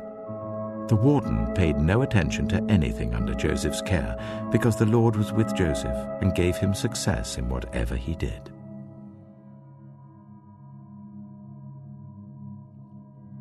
Genesis chapter 40. Some time later, the cupbearer and the baker of the king of Egypt offended their master, the king of Egypt. Pharaoh was angry with his two officials, the chief cupbearer and the chief baker, and put them in custody in the house of the captain of the guard, in the same prison where Joseph was confined. The captain of the guard assigned them to Joseph, and he attended them. After they had been in custody for some time, each of the two men, the cupbearer and the baker of the king of Egypt, who were being held in prison, had a dream the same night, and each dream had a meaning of its own. When Joseph came to them the next morning, he saw that they were dejected. So he asked Pharaoh's officials who were in custody with him in his master's house, "Why do you look so sad today?" "We both had dreams," they answered, "but there is no one to interpret them." Then Joseph said to them, "Do not interpretations belong to God? Tell me your dreams." So the chief cupbearer told Joseph his dream. He said to him, "In my dream, I saw a vine in front of me, and on the vine were 3 branches. As soon as it budded, it blossomed, and its clusters ripened into grapes. Pharaoh's cup was in my hand, and I took the grapes, squeezed them into Pharaoh's cup, and put the cup in his hand." "This is what it means," Joseph said to him. "The 3 branches are 3 days. Within 3 days, Pharaoh will lift up your head and restore you to your position, and you will put Pharaoh's cup in his hand, just as you used to do when you were his cupbearer. But when all goes well with you, remember me and show me kindness. Mention me to Pharaoh and get me out of this prison. I was forcibly carried off from the land of the Hebrews, and even here I've done nothing to deserve being put in a dungeon." When the chief baker saw that Joseph had given a favorable interpretation, he said to Joseph, "I too had a dream. On my head were 3 baskets of bread. In the top basket were all kinds of baked goods for Pharaoh, but the birds were eating them out of the basket on my head." "This is what it means," Joseph said. "The 3 baskets are 3 days. Within 3 days, Pharaoh will lift off your head and impale your body on a pole, and the birds will eat away your flesh." Now the 3rd day was Pharaoh's birthday, and he gave a feast for all his officials. He lifted up the heads of the chief cupbearer and the chief baker in the presence of his officials. He restored the chief cupbearer to his position, so that he once again put the cup into Pharaoh's hand. But he impaled the chief baker, just as Joseph had said to them in his interpretation. The chief cupbearer, however, did not remember Joseph. He forgot him.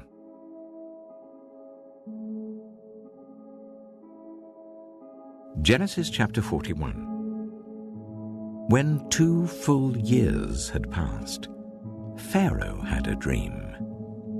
He was standing by the Nile, when out of the river there came up 7 cows, sleek and fat, and they grazed among the reeds. After them 7 other cows, ugly and gaunt, came up out of the Nile and stood beside those on the riverbank.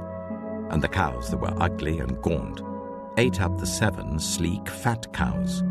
Then Pharaoh woke up. He fell asleep again and had a second dream. 7 ears of corn, healthy and good, were growing on a single stalk.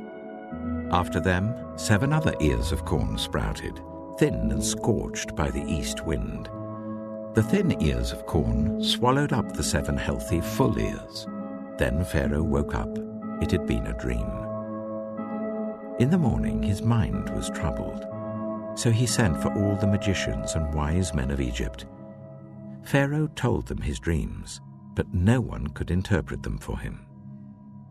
Then the chief cupbearer said to Pharaoh, "Today I'm reminded of my shortcomings.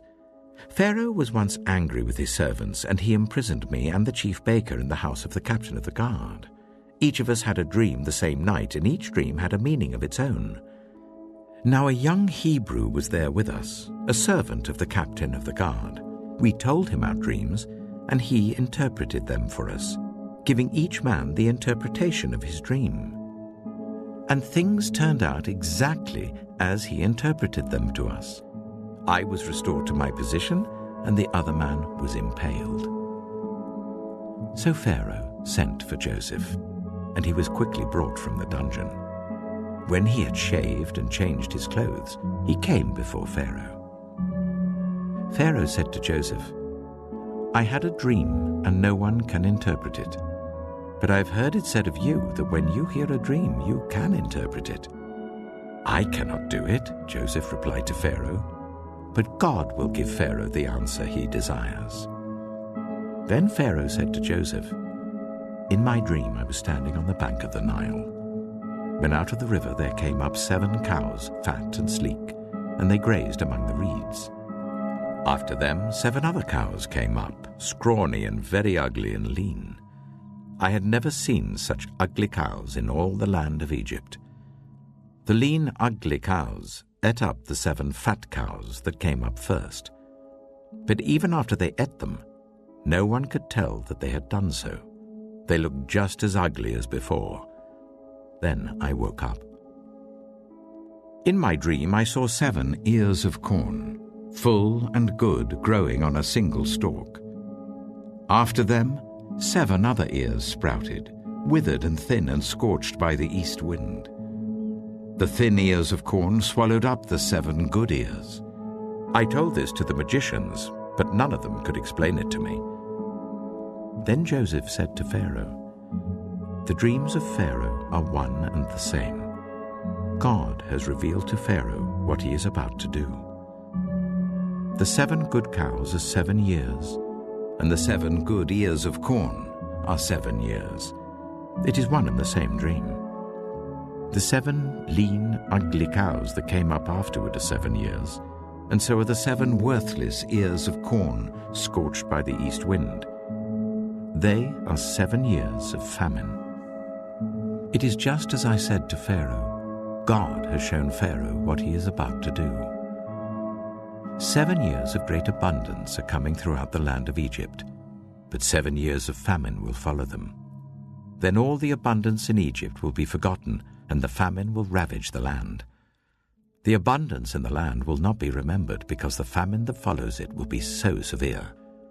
The reason the dream was given to Pharaoh in 2 forms is that the matter has been firmly decided by God, and God will do it soon. And now let Pharaoh look for a discerning and wise man, and put him in charge of the land of Egypt. Let Pharaoh appoint commissioners over the land to take 1/5 of the harvest of Egypt during the 7 years of abundance. They should collect all the food of these good years that are coming and store up the grain under the authority of Pharaoh to be kept in the cities for food. This food should be held in reserve for the country, to be used during the 7 years of famine that will come upon Egypt, so that the country may not be ruined by the famine. The plan seemed good to Pharaoh and to all his officials. So Pharaoh asked them, "Can we find anyone like this man, one in whom is the Spirit of God?" Then Pharaoh said to Joseph, "Since God has made all this known to you, there is no one so discerning and wise as you. You shall be put in charge of my palace, and all my people are to submit to your orders. Only with respect to the throne will I be greater than you." So Pharaoh said to Joseph, "I hereby put you in charge of the whole land of Egypt." Then Pharaoh took his signet ring from his finger and put it on Joseph's finger. He dressed him in robes of fine linen and put a gold chain around his neck. He had him ride in a chariot as his second in command, and people shouted before him, "Make way!" Thus he put him in charge of the whole land of Egypt. Then Pharaoh said to Joseph, "I am Pharaoh, but without your word, no one will lift hand or foot in all Egypt." Pharaoh gave Joseph the name Zapanath-Paneah, and gave him Asenath, daughter of Potiphar, priest of On, to be his wife. And Joseph went throughout the land of Egypt. Joseph was 30 years old when he entered the service of Pharaoh, king of Egypt, and Joseph went out from Pharaoh's presence and traveled throughout Egypt.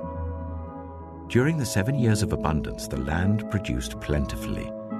Joseph collected all the food produced in those 7 years of abundance in Egypt and stored it in the cities. In each city, he put the food grown in the fields surrounding it. Joseph stored up huge quantities of grain, like the sand of the sea. It was so much that he stopped keeping records because it was beyond measure. Before the years of famine came, 2 sons were born to Joseph by Asenath, daughter of Potiphar, priest of On. Joseph named his firstborn Manasseh, and said, "It is because God has made me forget all my trouble and all my father's household." The second son he named Ephraim, and said, "It is because God has made me fruitful in the land of my suffering." The 7 years of abundance in Egypt came to an end, and the 7 years of famine began, just as Joseph had said. There was famine in all the other lands, but in the whole land of Egypt there was food. When all Egypt began to feel the famine, the people cried to Pharaoh for food. Then Pharaoh told all the Egyptians, "Go to Joseph and do what he tells you." When the famine had spread over the whole country, Joseph opened all the storehouses and sold grain to the Egyptians, for the famine was severe throughout Egypt. And all the world came to Egypt to buy grain from Joseph, because the famine was severe everywhere.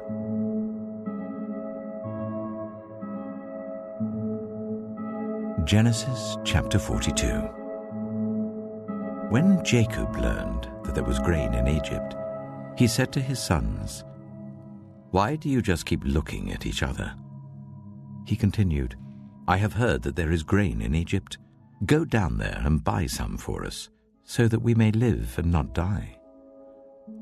Then 10 of Joseph's brothers went down to buy grain from Egypt. But Jacob did not send Benjamin, Joseph's brother, with the others, because he was afraid that harm might come to him. So Israel's sons were among those who went to buy grain, for there was famine in the land of Canaan also. Now Joseph was the governor of the land, the person who sold grain to all its people. So when Joseph's brothers arrived, they bowed down to him with their faces to the ground. As soon as Joseph saw his brothers, he recognized them, but he pretended to be a stranger and spoke harshly to them. "Where do you come from?" he asked. "From the land of Canaan," they replied, "to buy food." Although Joseph recognized his brothers, they did not recognize him. Then he remembered his dreams about them and said to them, "You are spies. You have come to see where our land is unprotected."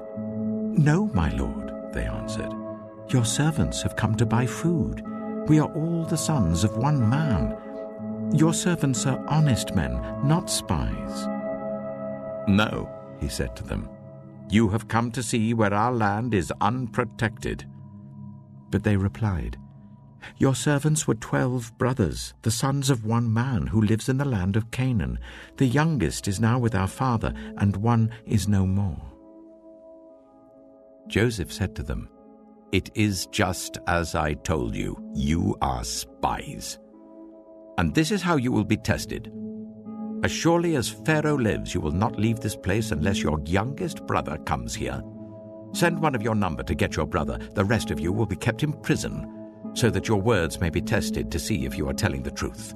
If you are not, then as surely as Pharaoh lives, you are spies."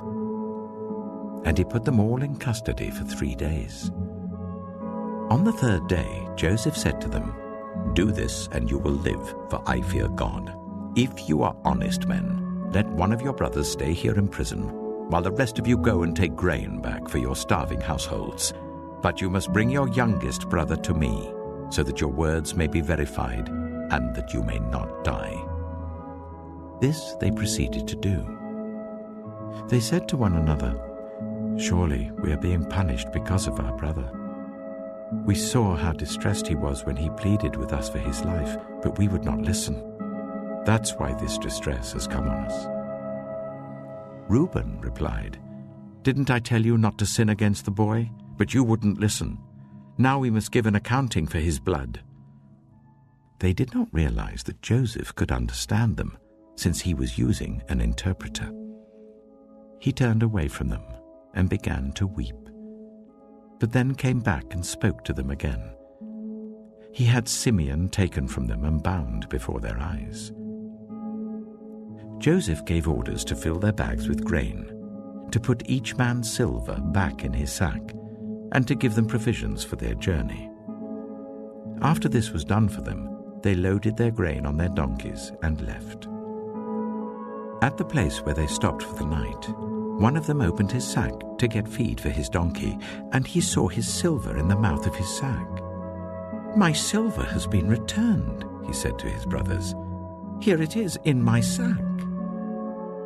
Their hearts sank, and they turned to each other trembling and said, "What is this that God has done to us?" When they came to their father Jacob in the land of Canaan, they told him all that had happened to them. They said, "The man who is lord over the land spoke harshly to us and treated us as though we were spying on the land. But we said to him, 'We are honest men, we're not spies. We were 12 brothers, sons of one father. One is no more, and the youngest is now with our father in Canaan.' Then the man who is lord over the land said to us, 'This is how I will know whether you are honest men. Leave one of your brothers here with me and take food for your starving households and go. But bring your youngest brother to me, so I will know that you are not spies, but honest men. Then I will give your brother back to you, and you can trade in the land.' As they were emptying their sacks, there in each man's sack was his pouch of silver. When they and their father saw the money pouches, they were frightened. Their father Jacob said to them, 'You have deprived me of my children. Joseph is no more, and Simeon is no more. And now you want to take Benjamin? Everything is against me." Then Reuben said to his father, "You may put both of my sons to death if I do not bring him back to you. Entrust him to my care, and I will bring him back." But Jacob said, "My son will not go down there with you. His brother is dead, and he is the only one left. If harm comes to him on the journey you are taking, you will bring my gray head down to the grave in sorrow."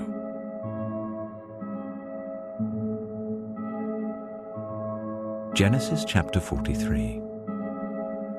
Now the famine was still severe in the land. So when they had eaten all the grain they had brought from Egypt, their father said to them, "Go back and buy us a little more food." But Judah said to him, "The man warned us solemnly, 'You will not see my face again unless your brother is with you.' If you will send our brother along with us, we will go down and buy food for you. But if you will not send him, we will not go down, because the man said to us, 'You will not see my face again unless your brother is with you.'" Israel asked, "Why did you bring this trouble on me by telling the man you had another brother?" They replied, "The man questioned us closely about ourselves and our family. 'Is your father still living?' he asked us. 'Do you have another brother?' We simply answered his questions. How were we to know he would say, 'Bring your brother down here'?" Then Judah said to Israel his father, "Send the boy along with me, and we will go at once, so that we and you and our children may live and not die. I myself will guarantee his safety. You can hold me personally responsible for him. If I do not bring him back to you and set him here before you, I will bear the blame before you all my life.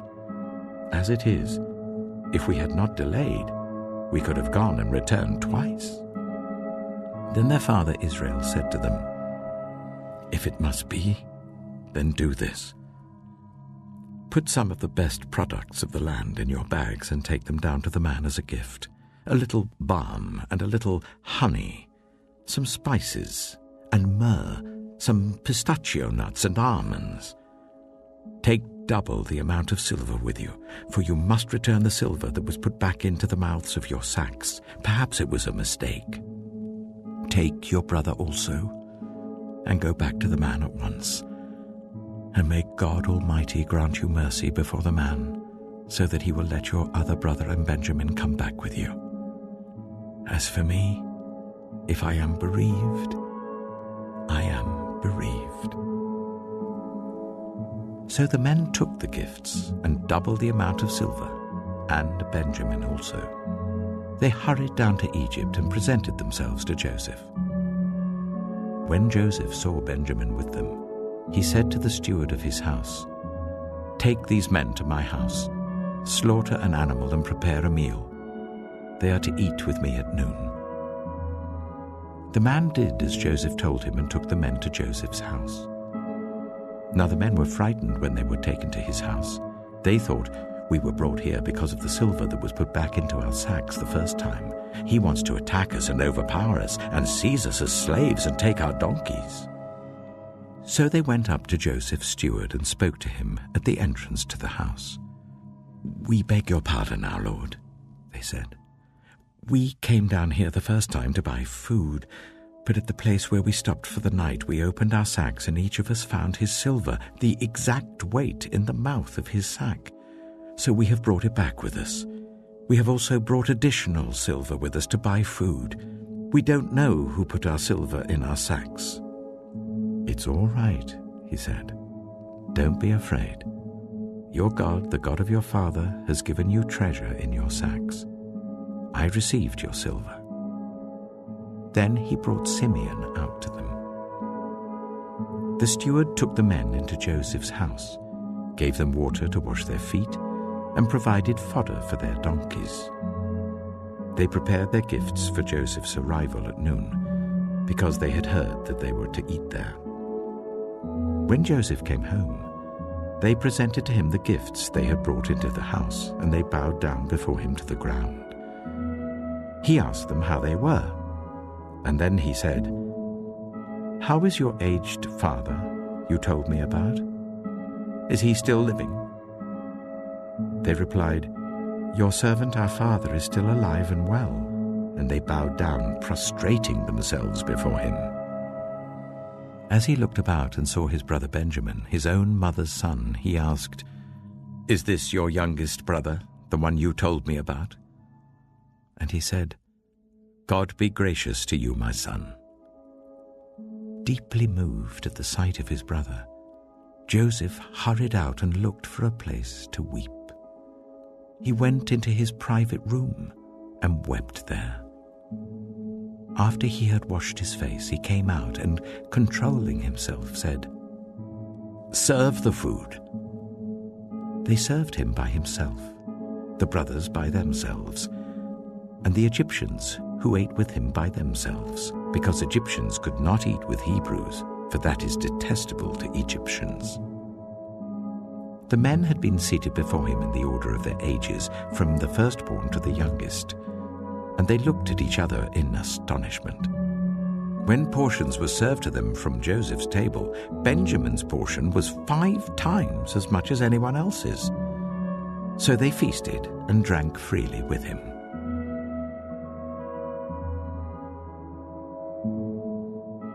Genesis chapter 44. Now Joseph gave these instructions to the steward of his house.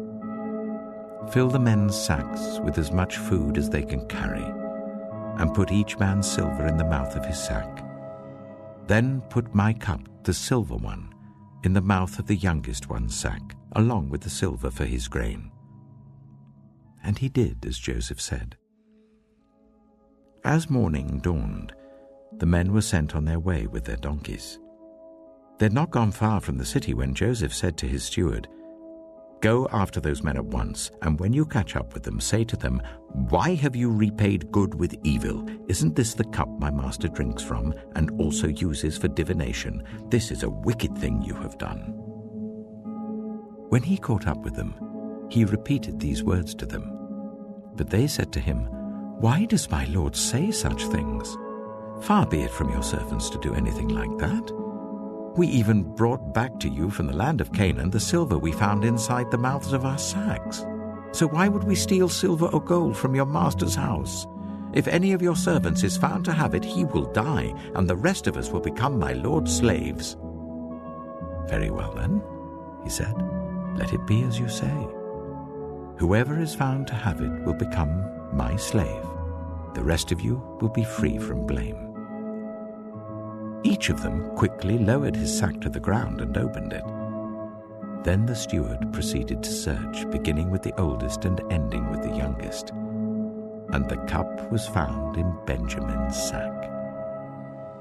At this they tore their clothes. Then they all loaded their donkeys and returned to the city.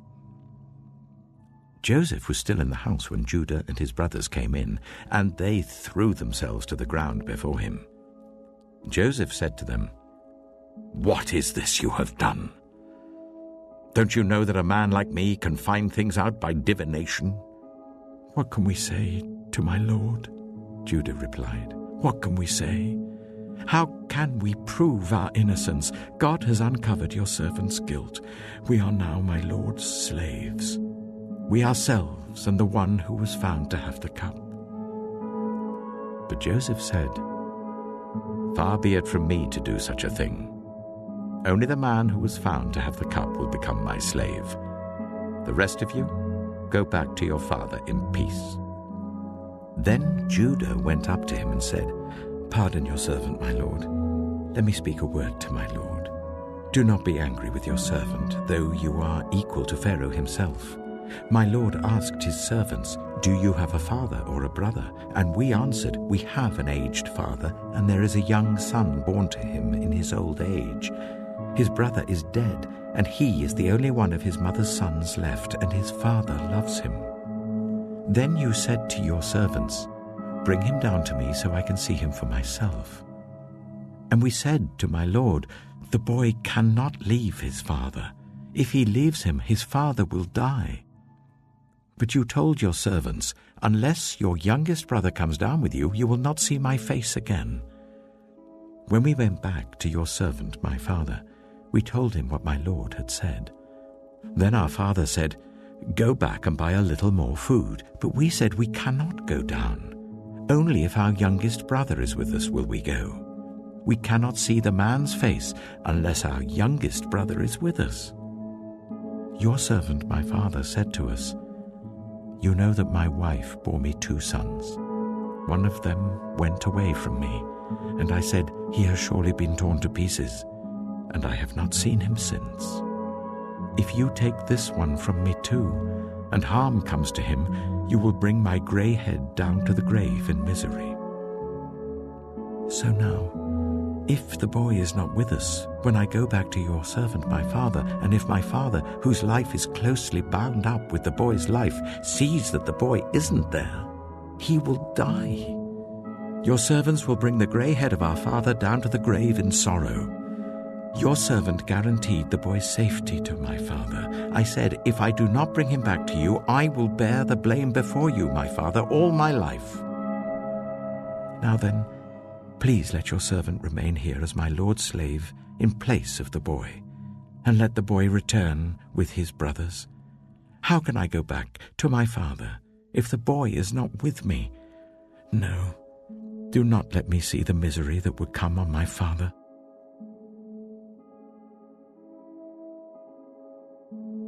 Genesis chapter 45.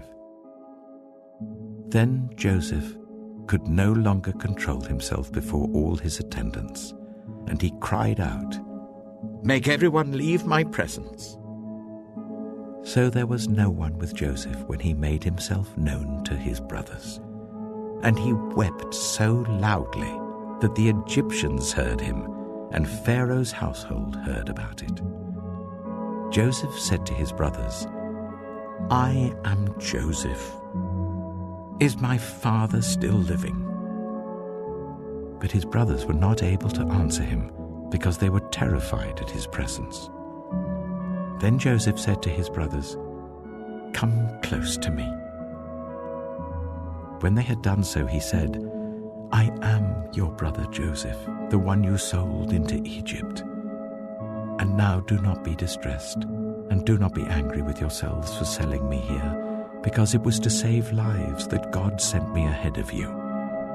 For 2 years now there has been famine in the land, and for the next 5 years there will be no plowing and reaping. But God sent me ahead of you, to preserve for you a remnant on earth, and to save your lives by a great deliverance. So then it was not you who sent me here, but God. He made me father to Pharaoh, lord of his entire household and ruler of all Egypt. Now hurry back to my father, and say to him, 'This is what your son Joseph says. God has made me lord of all Egypt. Come down to me, don't delay.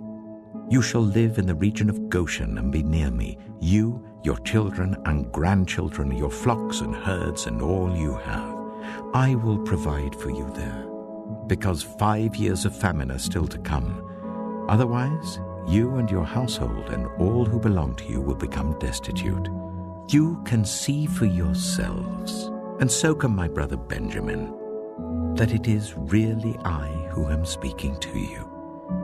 Tell my father about all the honor accorded me in Egypt and about everything you have seen, and bring my father down here quickly."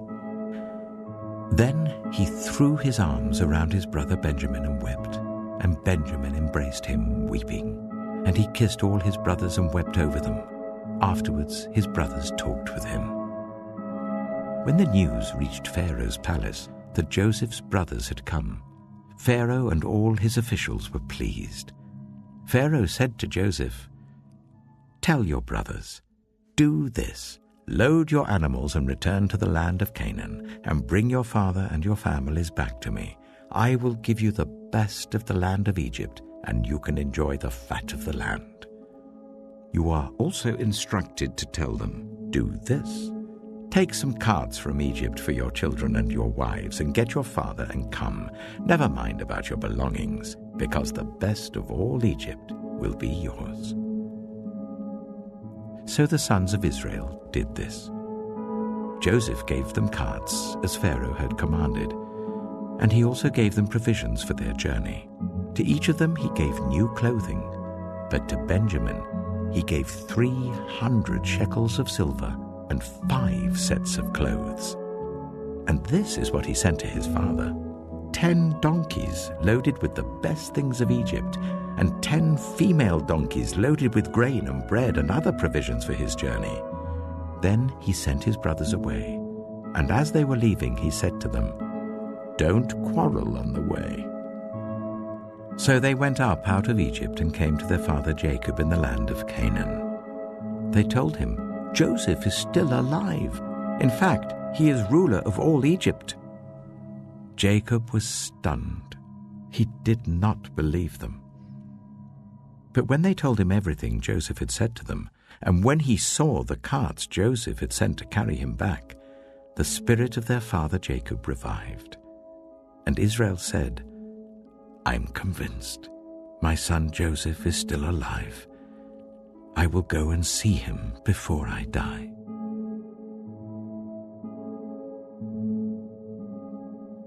Genesis chapter 46. So Israel set out with all that was his, and when he reached Beersheba, he offered sacrifices to the God of his father Isaac. And God spoke to Israel in a vision at night and said, "Jacob, Jacob." "Here I am," he replied. "I am God, the God of your father," he said. "Do not be afraid to go down to Egypt, for I will make you into a great nation there. I will go down to Egypt with you, and I will surely bring you back again, and Joseph's own hand will close your eyes." Then Jacob left Beersheba, and Israel's sons took their father Jacob and their children and their wives in the carts that Pharaoh had sent to transport him. So Jacob and all his offspring went to Egypt, taking with them their livestock and the possessions they had acquired in Canaan. Jacob brought with him to Egypt his sons and grandsons and his daughters and granddaughters, all his offspring. These are the names of the sons of Israel, Jacob and his descendants who went to Egypt. Reuben, the firstborn of Jacob. The sons of Reuben: Hanok, Palu, Hezron, and Carmi. The sons of Simeon: Jemuel, Jamin, Ohad, Jachin, Zohar, and Shaul, the son of a Canaanite woman. The sons of Levi: Gershon, Kohath, and Merari. The sons of Judah: Onan, Shelah, Perez, and Zerah. But and Onan had died in the land of Canaan. The sons of Perez: Hezron and Hamul. The sons of Issachar: Tola, Pua, Jeshub, and Shimron. The sons of Zebulun: Sered, Elon, and Jahilel. These were the sons Leah bore to Jacob in Paddan Aram, besides his daughter Dinah. These sons and daughters of his were 33 in all. The sons of Gad: Zephon, Haggai, Shunai, Esbon, Eri, Erodai, and Arilai. The sons of Asher: Imnah, Ishva, Ishvi, and Beriah. Their sister was Sirah. The sons of Beriah: Heber and Malkiel. These were the children born to Jacob by Zilpah, whom Laban had given to his daughter Leah, 16 in all. The sons of Jacob's wife Rachel: Joseph and Benjamin. In Egypt, Manasseh and Ephraim were born to Joseph by Asenath, daughter of Potiphar, priest of On. The sons of Benjamin: Bela, Becher, Ashbel, Jirah, Naaman, Ehi, Rosh, Mappin, Huppim, and Ard. These were the sons of Rachel who were born to Jacob, 14 in all. The son of Dan: Hushim. The sons of Naphtali: Jaziel, Gunai, Jezer, and Shillem. These were the sons born to Jacob by Bilhah, whom Laban had given to his daughter Rachel, 7 in all. All those who went to Egypt with Jacob, those who were his direct descendants, not counting his sons' wives, numbered 66 persons. With the 2 sons who had been born to Joseph in Egypt, the members of Jacob's family, which went to Egypt, were 70 in all. Now Jacob sent Judah ahead of him to Joseph to get directions to Goshen.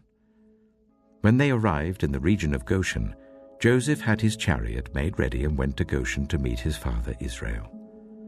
As soon as Joseph appeared before him, he threw his arms around his father and wept for a long time. Israel said to Joseph, "Now I'm ready to die, since I have seen for myself that you are still alive."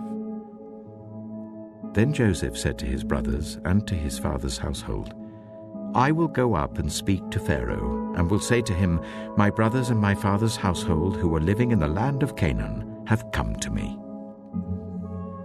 The men are shepherds, they tend livestock, and they have brought along their flocks and herds and everything they own.'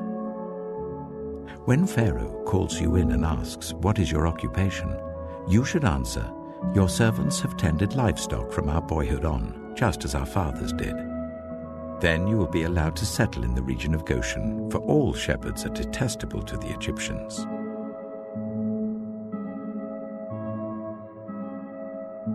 Genesis chapter 47. Joseph went and told Pharaoh, "My father and brothers with their flocks and herds and everything they own have come from the land of Canaan and are now in Goshen." He chose 5 of his brothers and presented them before Pharaoh. Pharaoh asked the brothers, "What is your occupation?" "Your servants are shepherds," they replied to Pharaoh, "just as our fathers were." They also said to him, "We have come to live here for a while because the famine is severe in Canaan, and your servants' flocks have no pasture. So now please let your servants settle in Goshen." Pharaoh said to Joseph, "Your father and your brothers have come to you, and the land of Egypt is before you. Settle your father and your brothers in the best part of the land. Let them live in Goshen. And if you know of any among them with special ability, put them in charge of my own livestock." Then Joseph brought his father Jacob in and presented him before Pharaoh. After Jacob blessed Pharaoh, Pharaoh asked him, "How old are you?" And Jacob said to Pharaoh, "The years of my pilgrimage are 130. My years have been few and difficult, and they do not equal the years of the pilgrimage of my fathers." Then Jacob blessed Pharaoh and went out from his presence. So Joseph settled his father and his brothers in Egypt and gave them property in the best part of the land, the district of Ramesses, as Pharaoh directed. Joseph also provided his father and his brothers and all his father's household with food according to the number of their children. There was no food, however, in the whole region because the famine was severe. Both Egypt and Canaan wasted away because of the famine. Joseph collected all the money that was to be found in Egypt and Canaan in payment for the grain that they were buying, and he brought it to Pharaoh's palace. When the money of the people of Egypt and Canaan was gone, all Egypt came to Joseph and said, "Give us food. Why should we die before your eyes? Our money is all gone." "Then bring your livestock," said Joseph. "I will sell you food in exchange for your livestock, since your money is gone." So they brought their livestock to Joseph, and he gave them food in exchange for their horses, their sheep and goats, their cattle and donkeys. And he brought them through that year with food in exchange for all their livestock. When that year was over, they came to him the following year and said, "We cannot hide from our lord the fact that since our money is gone and our livestock belongs to you, there is nothing left for our lord except our bodies and our land. Why should we perish before your eyes, we and our land as well? Buy us and our land in exchange for food, and we with our land will be in bondage to Pharaoh. Give us seed so that we may live and not die, and that the land may not become desolate." So Joseph bought all the land in Egypt for Pharaoh. The Egyptians, one and all, sold their fields because the famine was too severe for them. The land became Pharaoh's, and Joseph reduced the people to servitude from one end of Egypt to the other. However, he did not buy the land of the priests, because they received a fixed allowance from Pharaoh and had food enough from the allowance Pharaoh gave them. That is why they did not sell their land. Joseph said to the people, "Now that I have bought you and your land today for Pharaoh, here is seed for you so you can plant the ground. But when the crop comes in, give 1/5 of it to Pharaoh. The other 4/5 you may keep as seed for the fields and as food for yourselves and your households and your children." "You have saved our lives," they said. "May we find favor in the eyes of our Lord. We will be in bondage to Pharaoh." So Joseph established it as a law concerning land in Egypt, still in force today, that 1/5 of the produce belongs to Pharaoh. It was only the land of the priests that did not become Pharaoh's. Now the Israelites settled in Egypt in the region of Goshen. They acquired property there and were fruitful and increased greatly in number. Jacob lived in Egypt 17 years, and the years of his life were 147. When the time drew near for Israel to die, he called for his son Joseph and said to him, "If I have found favor in your eyes, put your hand under my thigh and promise that you will show me kindness and faithfulness. Do not bury me in Egypt, but when I rest with my fathers, carry me out of Egypt and bury me where they are buried." "I will do as you say," he said. "Swear to me," he said. Then Joseph swore to him, and Israel worshipped as he leaned on the top of his staff.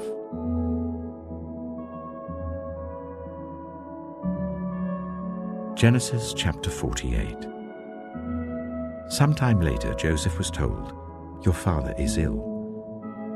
So he took his 2 sons, Manasseh and Ephraim, along with him. When Jacob was told, "Your son Joseph has come to you," Israel rallied his strength and sat up on the bed. Jacob said to Joseph, "God Almighty appeared to me at Luz in the land of Canaan, and there he blessed me and said to me, 'I am going to make you fruitful and increase your numbers.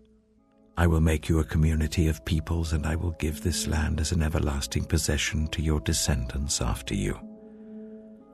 Now then, your 2 sons born to you in Egypt before I came to you here will be reckoned as mine.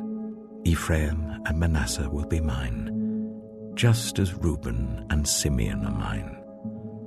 Any children born to you after them will be yours.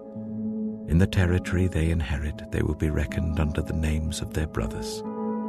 As I was returning from Padan, to my sorrow, Rachel died in the land of Canaan while we were still on the way, a little distance from Ephrath. So I buried her there beside the road to Ephrath, that is Bethlehem." When Israel saw the sons of Joseph, he asked, "Who are these?" "They are the sons God has given me here," Joseph said to his father. Then Israel said, "Bring them to me so I may bless them." Now Israel's eyes were failing because of old age, and he could hardly see. So Joseph brought his sons close to him, and his father kissed them and embraced them. Israel said to Joseph, "I never expected to see your face again, and now God has allowed me to see your children too." Then Joseph removed them from Israel's knees and bowed down with his face to the ground. And Joseph took both of them, Ephraim on his right towards Israel's left hand, and Manasseh on his left towards Israel's right hand, and brought them close to him. But Israel reached out his right hand and put it on Ephraim's head, though he was the younger, and crossing his arms, he put his left hand on Manasseh's head, even though Manasseh was the firstborn. Then he blessed Joseph and said, "May the God before whom my fathers, Abraham and Isaac, walked faithfully, the God who has been my shepherd all my life to this day, the angel who has delivered me from all harm. May he bless these boys. May they be called by my name and the names of my fathers, Abraham and Isaac, and may they increase greatly on the earth." When Joseph saw his father placing his right hand on Ephraim's head, he was displeased. So he took hold of his father's hand to move it from Ephraim's head to Manasseh's head. Joseph said to him, "No, my father, this one is the firstborn. Put your right hand on his head." But his father refused and said, "I know, my son, I know. He too will become a people, and he too will become great. Nevertheless, his younger brother will be greater than he, and his descendants will become a group of nations." He blessed them that day and said, "In your name will Israel pronounce this blessing. May God make you like Ephraim and Manasseh." So he put Ephraim ahead of Manasseh. Then Israel said to Joseph, "I am about to die, but God will be with you and take you back to the land of your fathers. And to you I give one more ridge of land than to your brothers, the ridge I took from the Amorites with my sword and my bow."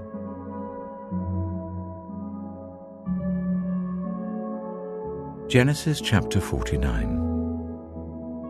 Then Jacob called for his sons and said, "Gather round so I can tell you what will happen to you in days to come. Assemble and listen, sons of Jacob. Listen to your father Israel. Reuben, you are my firstborn, my might, the first sign of my strength, excelling in honor, excelling in power. Turbulent as the waters, you will no longer excel. For you went up onto your father's bed, onto my couch, and defiled it. Simeon and Levi are brothers. Their swords are weapons of violence. Let me not enter their council, let me not join their assembly, for they have killed men in their anger, and hamstrung oxen as they pleased.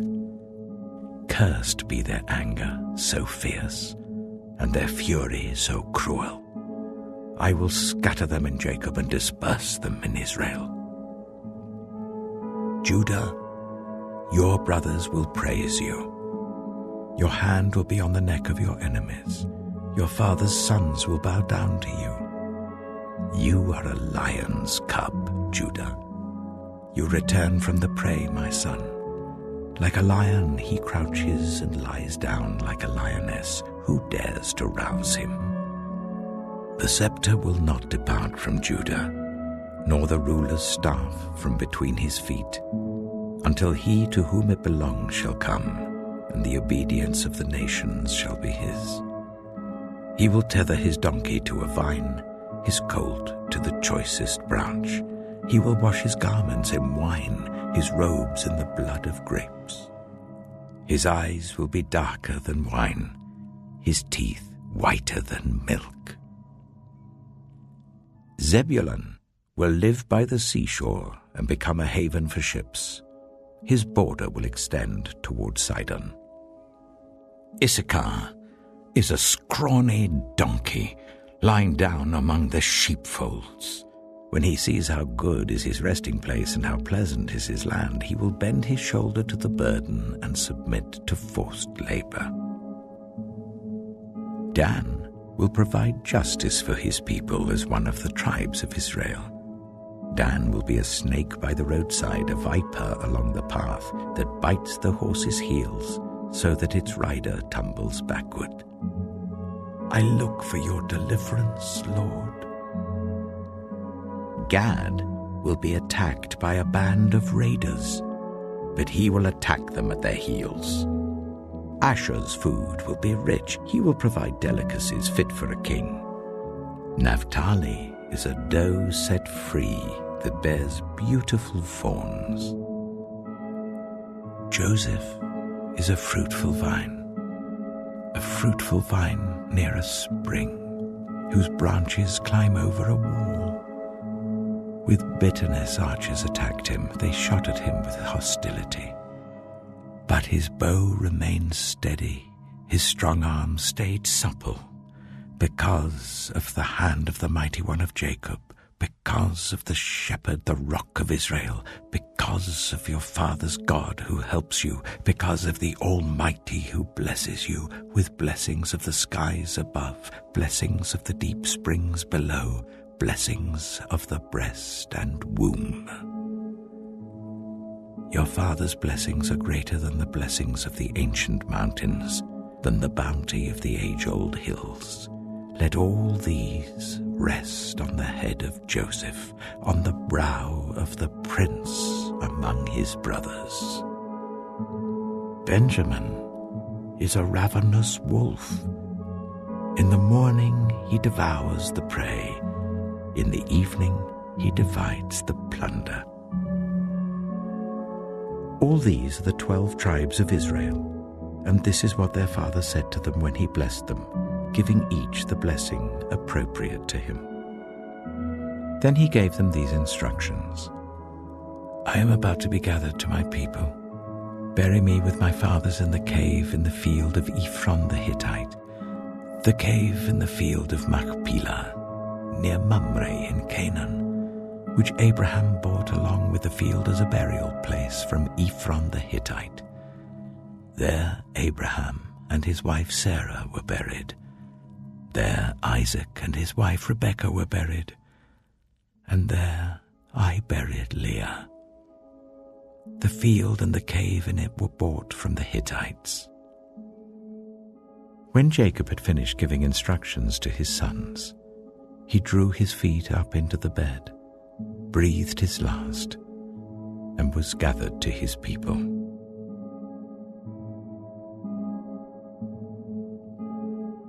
Genesis chapter 50. Joseph threw himself on his father and wept over him and kissed him. Then Joseph directed the physicians in his service to embalm his father Israel. So the physicians embalmed him, taking a full 40 days, for that was the time required for embalming, and the Egyptians mourned for him 70 days. When the days of mourning had passed, Joseph said to Pharaoh's court, If I have found favor in your eyes, speak to Pharaoh for me. Tell him, my father made me swear an oath and said, I am about to die. Bury me in the tomb I dug for myself in the land of Canaan. Now let me go up and bury my father. Then I will return. Pharaoh said, Go up and bury your father, as he made you swear to do. So Joseph went up to bury his father.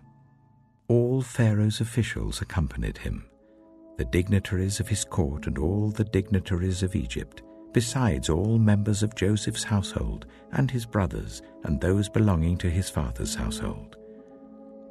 Only their children and their flocks and herds were left in Goshen. Chariots and horsemen also went up with him. It was a very large company. When they reached the threshing floor of Atad near the Jordan, they lamented loudly and bitterly, and there Joseph observed a 7-day period of mourning for his father. When the Canaanites who lived there saw the mourning at the threshing floor of Atad, they said, The Egyptians are holding a solemn ceremony of mourning.